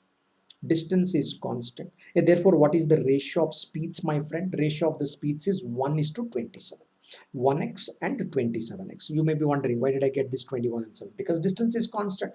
The moment distance is constant, time and speed are inversely proportional. Therefore, I got the ratio of the speeds. Therefore, I got the ratio of the speeds. Very good. So what is given to me? The speed of sound is given to me. What is speed of the sound? 330 meters per second. That is 27x corresponds to 330 meters per second. Question is 1x correspond to how much? But he wants the answer in kilometers per hour. Simple conversion. Simple conversion. 27x corresponds to 330 meters per second. Or let this 27x corresponds to 330 meters per second. Therefore, 1x corresponds to how much? That's what you are calculating. But you get this in what? You get this in meters per second. This speed will be in meters per second because this is in meters per second. Hey, how do I convert meters per second to kilometers per hour? 18 by 5. Convert this into kilometers. Already 18 by 5 kilometers per hour. This is your answer. Well, this is your answer. Answering is pretty simple. That should not be a worry there. All right. Therefore, you would say that, okay, this is 9 2 times, 9 3 times. X and X are getting cancelled. X and X are getting cancelled. 9 2 times and 3 times. Okay, there's 310 times. All right, 310 times. Therefore, you have it by 5 as well. All right, now 5 as well. Therefore, you will say that this is 21. 22 times 5, 22 times 22 into 2, which is nothing but 44. 44 kilometers per hour. You want the answer in kilometers per hour. The answer will be 44 kilometers per hour. Simple. All right, now that's the speed at which B was traveling. All right, 44 kilometers per hour. He was driving his car. That's a question there. Simple one. So all right, now look at this very elegant question the cat asks. But very simple concept is what? A distance is constant. You draw beautiful line diagram or not does not matter. The moment you understand distance is constant, you would have written this piece of information and finally converted to kilometer per hour. That's it, guys. Simple one. Right? Okay. I hope all of you enjoyed this lecture in the sense all of you learned now some concepts about this particular lecture. Please write down your own notes as you go along, but solve good number of questions built on these particular concepts. Towards the end of the syllabus, if I get little more time, I will revisit some of the important concepts. Let's see let's see how much time we get, how do we progress from here. But sure, I covered most of the important concepts in the first as well as the second lecture. These two lectures put together, I made all vital points. Probably you may have to hit a little bit of depth in your solving if you are looking at the exams like CAT and XAT. Otherwise, the depth that I've already taught is good enough for some examples. Some exams like NMAT or SNAP, sufficient depth has already been covered. Okay, so I wish all of you to have a nice time. So keep preparing. I will see you in my next lecture with permutation and combination. Bye till then. Stay blessed.